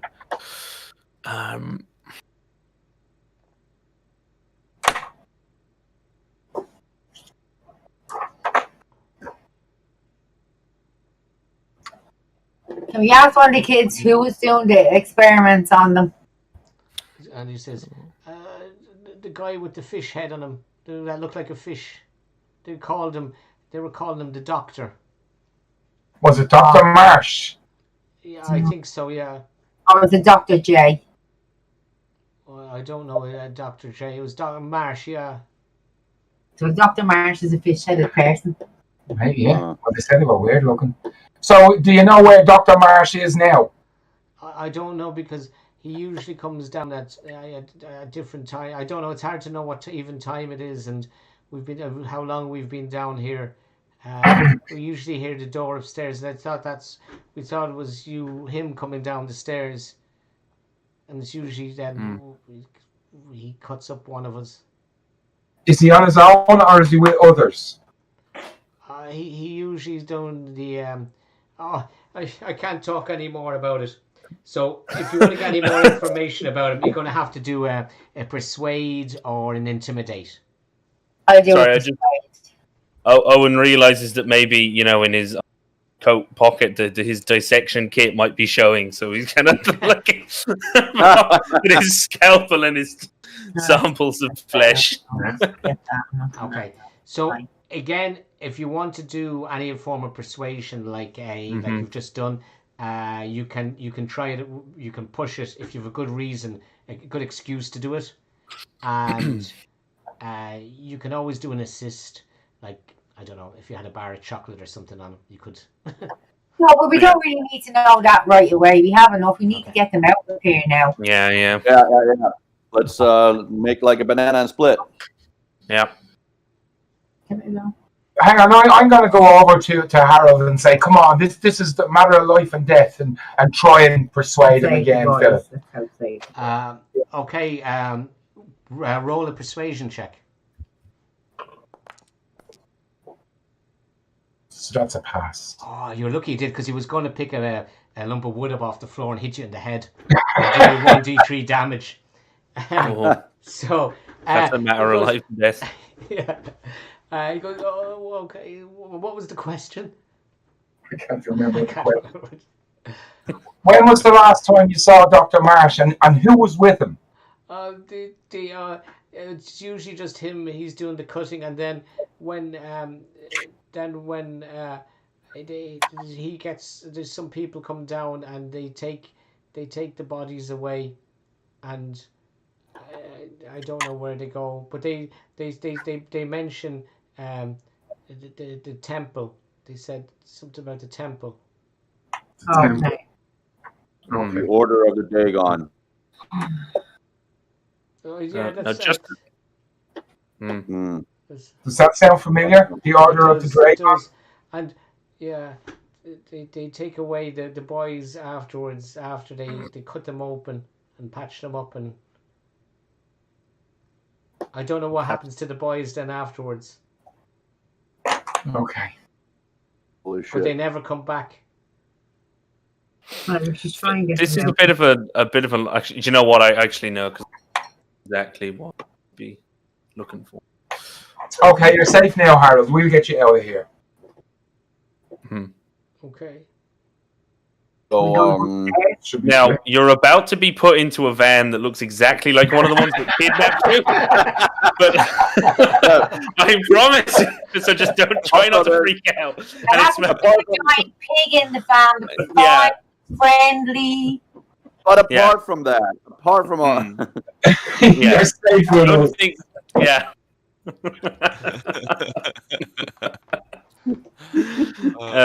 Maybe let them ride up front. Yeah, I'll get in the back with the pig. I don't feel offended as a cop anymore about that. That's all right. Let's get these boys to safety. Come on. Okay, so banana, like a banana. Split out of here, boys. Yeah. So are you going to move back upstairs? Are you? Yeah. Yeah. You do. Yeah. Needless. I mean, he's still got the gun out, assuming in case someone's, in case. Oh yeah, obviously. In case they, honey, I'm home. So you can, as you come up the stairs, you can hear voices in the distance. Nice one. What kind of voices? You're talking to each other. For the purposes, the kids are there with you. I'm not going to have we're going to end up with tokens everywhere. Oh, sorry, shit! I didn't. I thought I'd reloaded it for you. Lock and load, boys. Lock and load. The question is, do we try and go into one of the empty cages, or do we try and make a break for it upstairs? Shut your whinging up, Harold. I'll knock that off because he's obviously not whinging anymore. Somebody just give him a clock around the ear to knock.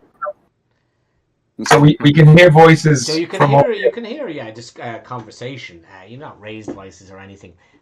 Okay, well, getting slightly bit louder. So this could well be Mr. or Dr. Marsh or the attorney brother, Councillor Marsh. So are we sticking to the original plan? Well, we could give a listen and see what they're talking about. Yeah, so, I've got 45 listening. Well, I can do a group and then whoever. With the boys, and you could go in just being the heavies. So that way. Who's going to do the listen and who's going to stay behind that other door there? Are you going to lock yourselves in behind this door here? Yeah, because I'll stay with the boys, and I have the keys, so. Okay. Yeah, but I think in any case it's a good idea to do the group listen. Oh yeah, no, it is. I just want to see who's available for the listen. I was wondering, was it a good idea to? No, do you know, I probably just slow things down too much to literally go in and one of the cells hide it because you could sort of sneak up behind them maybe. So what I'm going to do is I'm going to roll a D100 for the listen, and then those of you who are in the room, in this room here where the doctor's surgery is, where the doctor's desk is, sorry, those of you who are in there are going to be able to do the listen, okay? Okay, well, I'll move into there. Where's me? Owen will stay back with Janet with the shotgun because... All right, I'll go in there. My gun drawn, obviously. Pointed at the door. Yeah, I have my gun out as well. Okay, I'm going to roll there. Not. 84. So 84. I don't think anybody's... Mine's only 20, I think. Okay. No, I got 20, yeah. I got 45. So you can, if you've got a good reason why you can push it, if you want to try that. My ears. Put pressure here up against the door. Be risky because you could get caught. You might make noise, but you might be able to hear. That's we're not afraid here. We're the heavies. We should be bursting in and say, Mr. Marsh, can we have a word? Well. Oh yeah, we are. I mean, technically, we are meant to be here. Yeah. We're not tentative about it. I forgot about that aspect. Yeah. We're securing assets to pay back what's owed. And fucking fall. Yeah, it's 1926. They might be less suspicious, I suppose, if the young woman and the old man do stay out of sight. We probably look the least like mob heavies. I mean, even though the mob did hire us. So you're not going to push the listen roll, I take it. And Andy or Archibald, Robert, and Edmund, who are now in the doctor's office, are going to stay there or wait for the doctor to come in, or what he's going to do. Actually, it would be real intimidating if we were sitting. Wait. Somebody's sitting in his chair. Yeah. Yeah. Maybe we need a little tactic here. What do we do? Do we break it to them that we're not actually on their side, or do we try to play along? If that case, what about the kids? What about the kids? Yeah, the kids are in. The door opens. Yeah. Kids are in here with me and Janet. This guy who looks very much like his picture there, quite pompous, he says, "What is the meaning of this? Who are you? Get out of my chair! Get out! Who are you? You're you outsiders." And then Edmund will just pipe up with his posh voice saying, "Dr. Marsh, we'll ask the questions here." "How dare you speak to me like that, you insolent..." "That's enough of that, Dr. Marsh." "Don't you talk to me like that. Who the hell are you?" "We're here on behalf of a mutual associate, Mr. Hammer, from Ipswich. Now sit down and let's have a chat." "I will do as I please in my office. However, I do need to take the weight off my feet." "That's a wise decision, Dr. Marsh." Says, "Yes. And how can I help Mordecai?" "I think you know that the shipments have been interrupted." "Yes. We need an explanation." "I told Mordecai that they would be back on track. We have recovered most of the missing gold from the last shipment, and we are arranging for a new trawler to take the boat up to Salem. I've explained all of this to him numerous times. He seems not to be able to grasp the most finer point of logic in that drink-fueled adult brain of his." And he goes, he says, "Ralsa, get in here. I need your legal ability."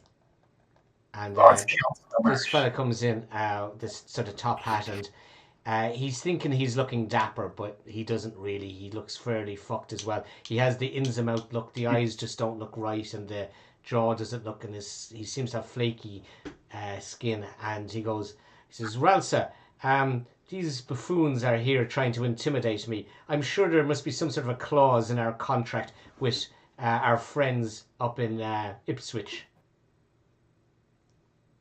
And Ralston goes, "Oh, I need to check over the documents, but yes, I'm sure this sort of thing is unprovoked. But perhaps I should have a word with them on my own. And you have busy work preparing for the ceremony." And as he says that, the doctor says, "Shh, you can't. Shh. There's ears here. Yes, take them out. Take them. These people away to your office. Yes, do that. You deal with them." So Ralsa starts indicating to you, come on over to my office, come on." And he starts leaving. Okay, yeah. Do we follow him? The boys in the back room and follow the councillor over to his office. Mm-hmm. Is that okay, or do we? Well, yeah, I mean, I think we'll have to. If the doctor goes to go in the back room, he's going to meet Owen with a shotgun in his hand anyway, so he's not going to be too. Yeah. I'll follow that Rausa guy just to not seem too suspicious. Yeah. I think we need to follow him over to his office. Yeah. So he says, I'll take you there, right? I'll move you. So he says, yes, please, excuse my, and he closes the door. Excuse my brother, he says, yes, he doesn't like out of town. I presume Mordecai sent you because of my little my little problem. He did. He said you might have an issue that would require a certain type of protection, shall we say? Protection, or maybe a bit stronger, maybe a bit of a proactive, as we would say in the league, or the proactive. Sometimes the proactive defense is often the best. You think? You get my gist, my good man? You told us that you would brief us about it, so could you please give it to us in details? Well, it's a rather bit delicate. There's one of the locals, one of the families, a gentleman, one of the Averils, the head of the household, Quentin Averill. Yes, he seems to blame me for a rather unfortunate event that happened with his spinster sister, and he has threatened. He's threatened. He's threatened to summon a demon and killed me, basically. Mr. Marsh, just as for completeness, what did happen to his spinster sister? Well, for some reason or other, she decided to take her own life. Did I to find out why? I thought she was pregnant or something. That's probably why she killed herself. So, So why would you think that you're responsible for the death of his poor sister, Mr. Marsh? Because I'm not sure what got into this man's head. He's I don't know, a bit strange. The whole family are a bit strange, if you ask me. They don't seem to want to partake in our ways, and they've stayed as a bit odd, a bit embarrassed to say they're Presbyterians, and they so what is Mr. Dogon? Sorry. What is Mr. Avery? What is he likely to do? What are you concerned about? In the past, he has managed to summon a demon to kill off his rivals, and he has threatened the same with me. I mean, it's a bit. Summon a demon. Yes, I mean it's a small bit far fetched. I grant you, but I mean, so I think for all concerned, it would be an awful lot easier if you were to just go off and make him not be living anymore, if you know what I mean. That's quite clear, Counselor. He can say summon a demon, but he can't say like. Yeah. You're being a bit coy there, Mr. Marsh. I don't understand what you mean. Enough with these riddles. So he goes over to the desk and he says, "Oh, well," he's looking at the broken drawer. I presume Robert left this down on the floor. He didn't take it around the place with him. It's like woodworm. Something happened to my desk, and he goes, but he says there couldn't be thieves around here, and he reaches under the drawer where he says, it's quite well hidden. Oh, thankfully, like my hiding tactics are quite good. And he pulls out a pouch of we lost Ray and Becky. He pulls out a pouch of coins, or pouch, and yeah, you're back. He pulls out a pouch, it's like this one. And which I just happened to remember I had there, and he's ruffling around inside in it, and he goes, he says, he says, my good man, he says, hands to Edmund, and it's another one of these coins, and he says, He just puts it in your pocket there. He says, you know, like there's plenty more where they came from. Okay, so I'll turn around and say, gentlemen, what do you think of Mr. Marsh's story here? I think there's a lot of things he's not telling us. Yeah, I'm a little concerned that you're not being completely forthright with us. What exactly is going on here, Mr. Marsh? This is a very serious matter you're asking us to be involved in. Yes, well, You know, won't be pleased if we get him into some other unholy mess down here. We need to know exactly what's going on. Okay, you could do like a fast talk is like, you know, a gift of the gab, as opposed to a persuade, which is a bit more, or there's your intimidate. So whichever one of those you want to try. Well, I'm probably terrible at intimidate. Well, there's fast talk is a different skill, which is the gift of the I've gab. got intimidate 50, so that's good. Yeah, 50 is very good. Yeah, I have 55 in fast talk. Oh, that's... I'm terrible at it. It's awful. Yeah, because he's an antique dealer. Yeah, yes. I think yours is Wheeling and dealing as well. 55 is easier to beat than a 50. So if whoever has the 55 wants to try the fast talk. Yeah. It also depends on the tactic, I suppose, if you want it, yeah. Yeah, if you don't want to intimidate him. You got 55 fast talk? Yeah. Give it a roll. Yep. Statistics are on our side. Technically, they are not the same skill set, so you still will be able to use...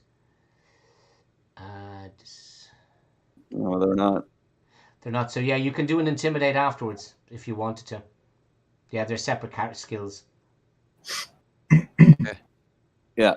Good cop, bad cop. Yeah, so I'll try fast talk on him anyway. Yeah. Yeah. Okay. 45. So you're giving it Welly, and he goes, well, he says, I suppose I better come clean. I had a bit of a dalliance against with Avril's sister, and you know how these girls like to play hard to get. Well, she was very much one of those, and you know, afterwards then she was all regret and told me she was going to get me, but the Marsh name counts for a lot around here, as I'm sure I can tell you. But yeah, Mr. Averill came out with all sorts of stuff. So I mean, obviously I had denied it, you know, a silly woman. But yes, she then hung herself, I believe, and Averill hasn't seen reason on it, to be honest. I mean, you think he'd have, you know, gotten over it by now. I mean, it has been 2 weeks, like, so. Yes, but what kind of man, what kind of gentleman do? But I mean, normally the family name is good enough to keep most people away from us. But his father this time does not seem to want to row in behind me. So yes, I'm at a bit of a juncture. Did you say your father is not going to row in behind you? Yes, he doesn't want to. Normally, the Marsh name would protect one, but no, he said. I think he's a bit scared. I think he's scared of Averill, and you know, Averill's book. He's, you know, he is a bit of you know, he's a bit of a powerful man, as Averill. Maybe your father thinks you're a scoundrel, Mr. Marsh. I doubt that. The things that he's got up to himself, I doubt that. So anyway, I will give you his address, and you can get about your business of terminating Mr. Averill's contract with life. Yes, sound like a plan? Wait a minute. He lives at number 903 Pierce Street. Okay, got it. But what about those demons? Yes. What about them exactly? I mean, oh, you're afraid of the demons, is it? Oh, no. Well, I mean, it takes a long time to summon a demon. It's not something he'd be able to do just at will. You know, he'd have to call in a servitor. He'd then have to bind the servitor to his will so that the servitor wouldn't attack him. So it's not an easy ritual. It would take several days of work, I would imagine. I don't think... Well, I think he's only done this once before. Maybe his father. There was rumor that they had, but they definitely have a book, a spell. They definitely do have access to a spell. Yes, definitely. But what kind of demon are we talking about? Servitor of the gods. I mean, I don't know. I mean, I don't normally talk to the Marshes or no, the Avrils. So we don't be exchanging spells at the local spell club or anything, you know. What god? Oh, sir, I think the monthly demon swap. Yeah, yes. Down in the community hall.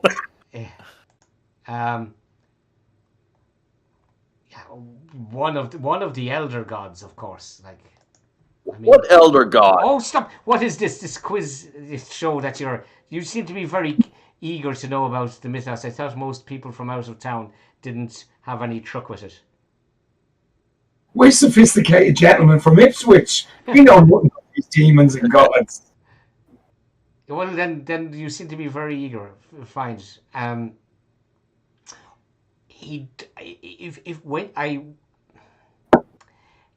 I tell you what, after you've dispatched our good friend, I will pay another handsome reward to gain his spell book off you. What say you? Right, we'll kind of have a look at each other and maybe a little huddle around, aside, out of the hearing of I must go and talk to my brother. Will be curious to what is going on here. I must go and talk to him about the ceremony later. Okay, well, I'll just say, hold on there. We'll call your brother in when we're done, because that might give us a chance to get the other guys out of the back room if we get them both into this room. So we will huddle around. What do you think? Will we just accept his offer and? Okay, I'm just going to switch over while you can have your little discussion there. I'm just going to go back to the other room. So Dr. Marsh, anyway, who's been sitting down at his desk, very annoyed. You could hear him through the door, huffing and puffing and muttering to himself about mobsters and how dare they think they are. And you can hear him opening the drawer, and you can hear then like scattering around in a drawer as if he's frantically looking for something and searching in the drawer. And not finding what he has, he goes over and tries the door where you guys are, but the door is locked. Yeah. So he goes, where are them damn keys? And he's checking his body for them, and he goes, it must be. So he goes off and he goes, I'll have to get my spare set. So he's going. He goes. Once. He shouts across to Ralsa. Ralsa! He says, do you have your spare keys? Do you have the keys with you? And Ralsa goes, he checks and goes, no, they're not on me. I don't know where they are. Maybe they're down. Did you leave them at the ceremony? Getting ready for the ceremony. And he goes, he says, I've got too much to be doing here. He says, this is ridiculous. He says, get rid of those fools there. And then he goes out the door and he vanishes off out the door. Okay. Gone looking for his keys. Okay. You're going to make the run to Ben? Yeah. And we can just go outside. Yeah, we can just make a run and go straight out. I've unlocked the door there for you. Okay. Okay. Oh, I need to open it. Sorry. Kids will just. And the brats with us. Yeah, we just assume that we have to. And Ralsa sees. He goes, "What is the meaning of this?" We're going out to the car with the kids. Okay, so Ralsa, from his pocket, he pulls a 9mm, and he goes, "Stop there!" He says, "Stop!" And he levels the gun at you, Ben. Yeah. I'm out the door with the kids. And levels the shotgun. Okay, so let's do this. So we'll see who rolls first. So combat tracker. I mean, it seems like he's gonna. Yeah, he's seen the kids, so I assume he's gonna shoot him. So, I mean, I'm Michael. I mean, my dex is, I would imagine, definitely lower than his. Yeah, he's 55. You're 15. So yeah. He pulls out his gun, Mm-hmm. and he's going to take a shot at you. Mm-hmm. Sorry, 2 seconds there. His sheet's a bit weird. Oh, it's locked. That's why it wasn't rolling for me. And I have to target you.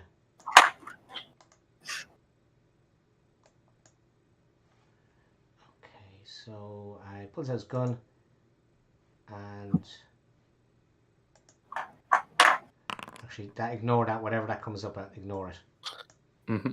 Because that wasn't. I should have. You always coffee. Okay. I don't know why it's not actually. Oh, I'm just clicking the wrong thing. I was clicking the skill, not the weapon. And he goes, Yeah. damn! He says, damn! He says, there's no ammunition in it. So he clicks, and he's going to spend his action reloading. Okay. So, Okay, so it's 2 seconds going to be you, Ben. well, if it's clicked, so obviously he's reloading, right? So he's reloading, yeah.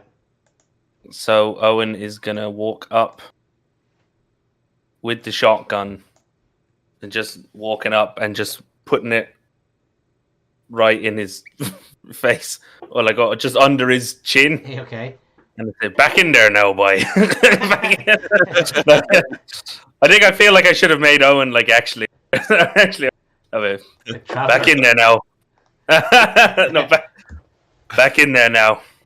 Okay, so Ralph is going to. He moves. He's got a shotgun under his throat, so he moves back into the office.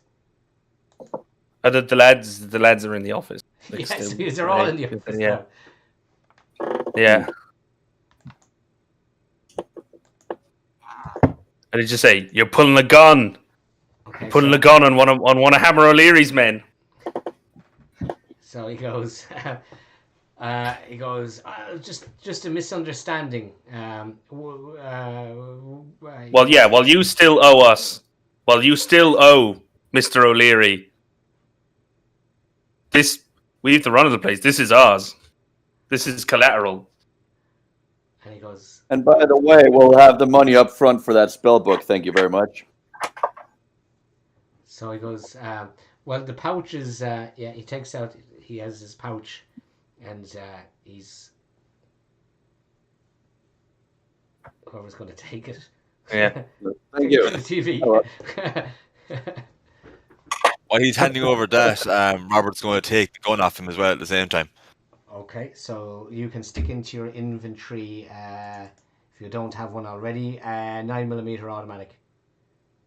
Oh. I can actually do it because you probably can't. So Yeah, I don't know how I do it. I'll do it there.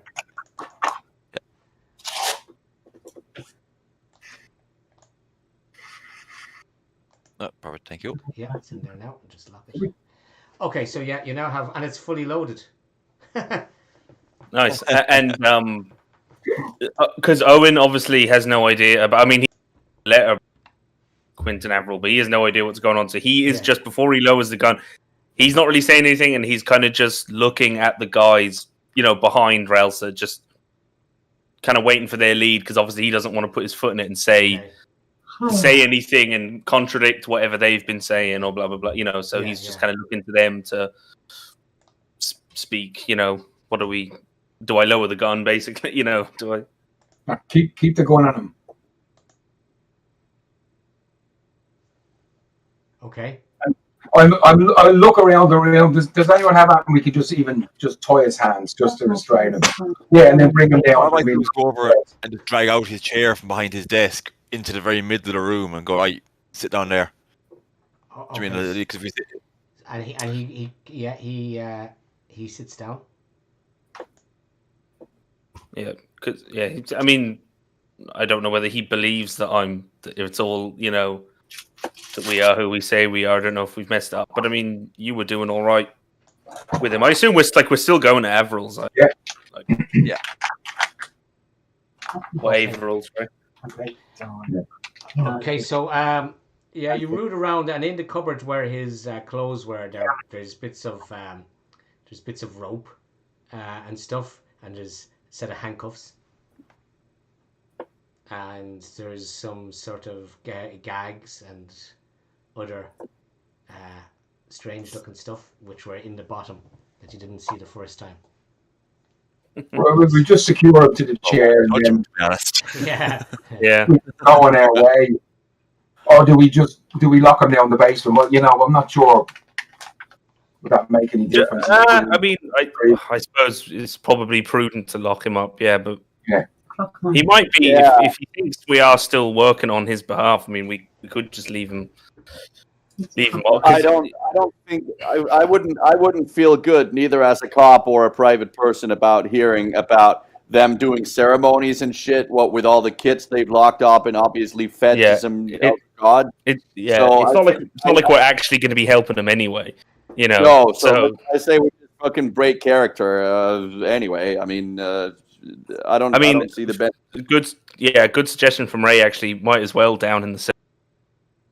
Because it's not immediately obvious where he is. We can lock him. We can lock the door going down, and we have the keys. Yeah. I mean, obviously, until they find the spare key, you know.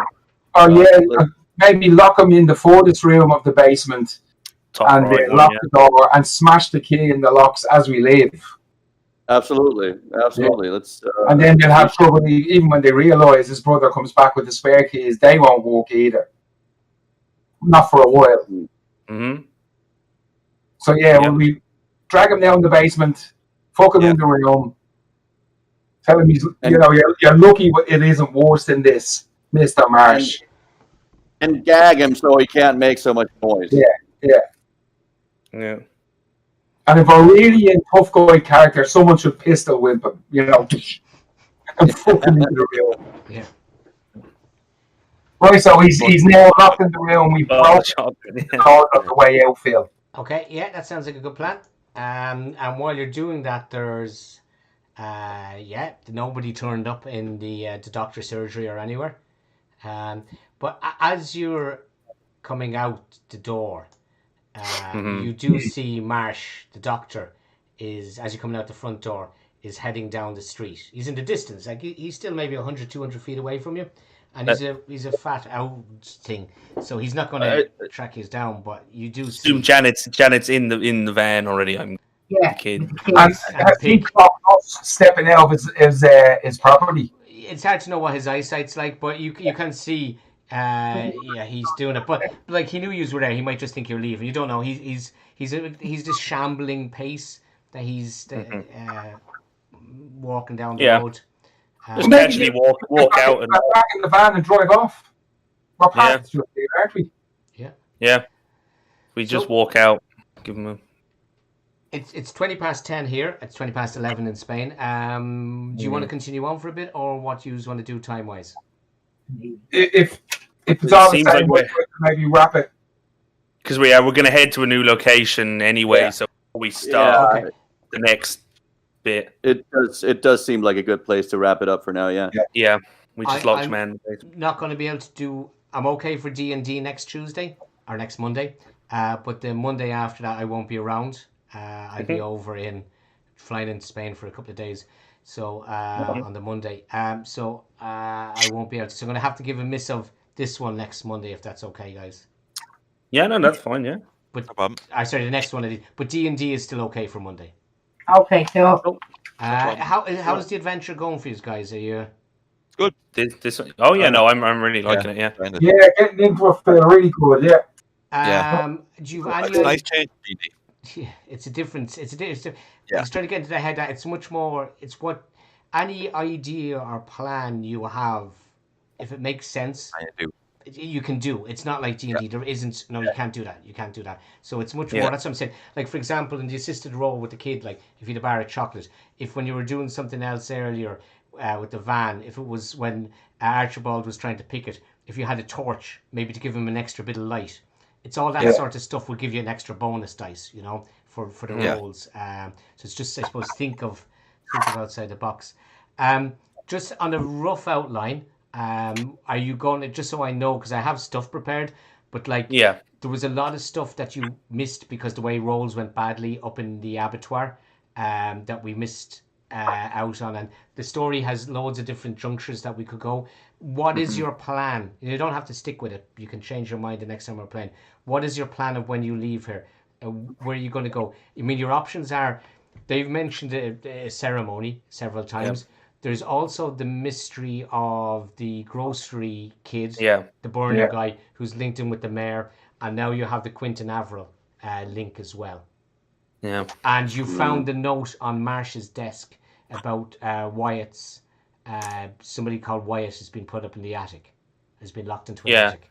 So we don't know where the ceremonies is or where that takes place, so we can kind of put that on the back burner. Archibald had an idea, I think, on that, where that was happening. Oh, yeah. Yeah, there should be like an abandoned warehouse. Or the old refinery or something. Yeah, refinery. Yeah, that's it. Oh, yeah. So, yeah, there's that. I mean, we could stop in at the grocery store. I mean, I assume the kids are probably pretty hungry. Should we, like... Should we get them, like, you know what I mean? Should we, like, get them water and, like, like, just get, like, give them, because they could be fucking malnourished and whatever, you know. And it's an excuse to go talk. They might know a bit more about, they might have met Brian, you know, depending on when he was picked up, when he was taken. Was he one of the 6 that was with them, you know? And it might give us a bit more insight. To be honest, if anyone in the 4 weeks or whatever reads Shadow over Innsmouth, it won't give any spoilers, but it's a good primer on the setting of Innsmouth and who was around. And it's something that certainly Archibald would know of who the police are in the town and that, and he would have heard stories of it. So, you know, there's absolutely no problem reading something like that, because it won't... this story is different to it, but it is the setting that I've used from Shadows. So... It's also a very essential Lovecraft story, and it's a fairly short read. And it's one of the best ones. It is one of the best ones, absolutely. Yeah, so, as you say, totally makes sense, particularly for Archie being a cop in the next 5 town miles down over the in road. the big town. Yeah. You know, there's no. And to be honest, you were working in Arkham in the Marine as a marine biologist. You would know about Innsmouth. You would know fisheries. You'd know about. I think that would be a bit of a mystery of why the water's so abundant with Robert, fish. who is they produce gold and stuff and coins there. Robert, who's an antiques dealer up the road, he'd probably know some of the jewelry. He knew the coin. Remember in the pre-gen? Yes, yeah. Because he had a dealing with your man, didn't he? Because he's received a letter from somebody in Arkham about coins. Now, Janet and Edmund would probably have the least knowledge of Innsmouth because they're not from around the area and they don't have workings with these people. So well, Janet might know a bit about the union busting with the mob, but you know, I'm just going to stop the stream anyway. So thanks for watching, people, and we'll see you on the next.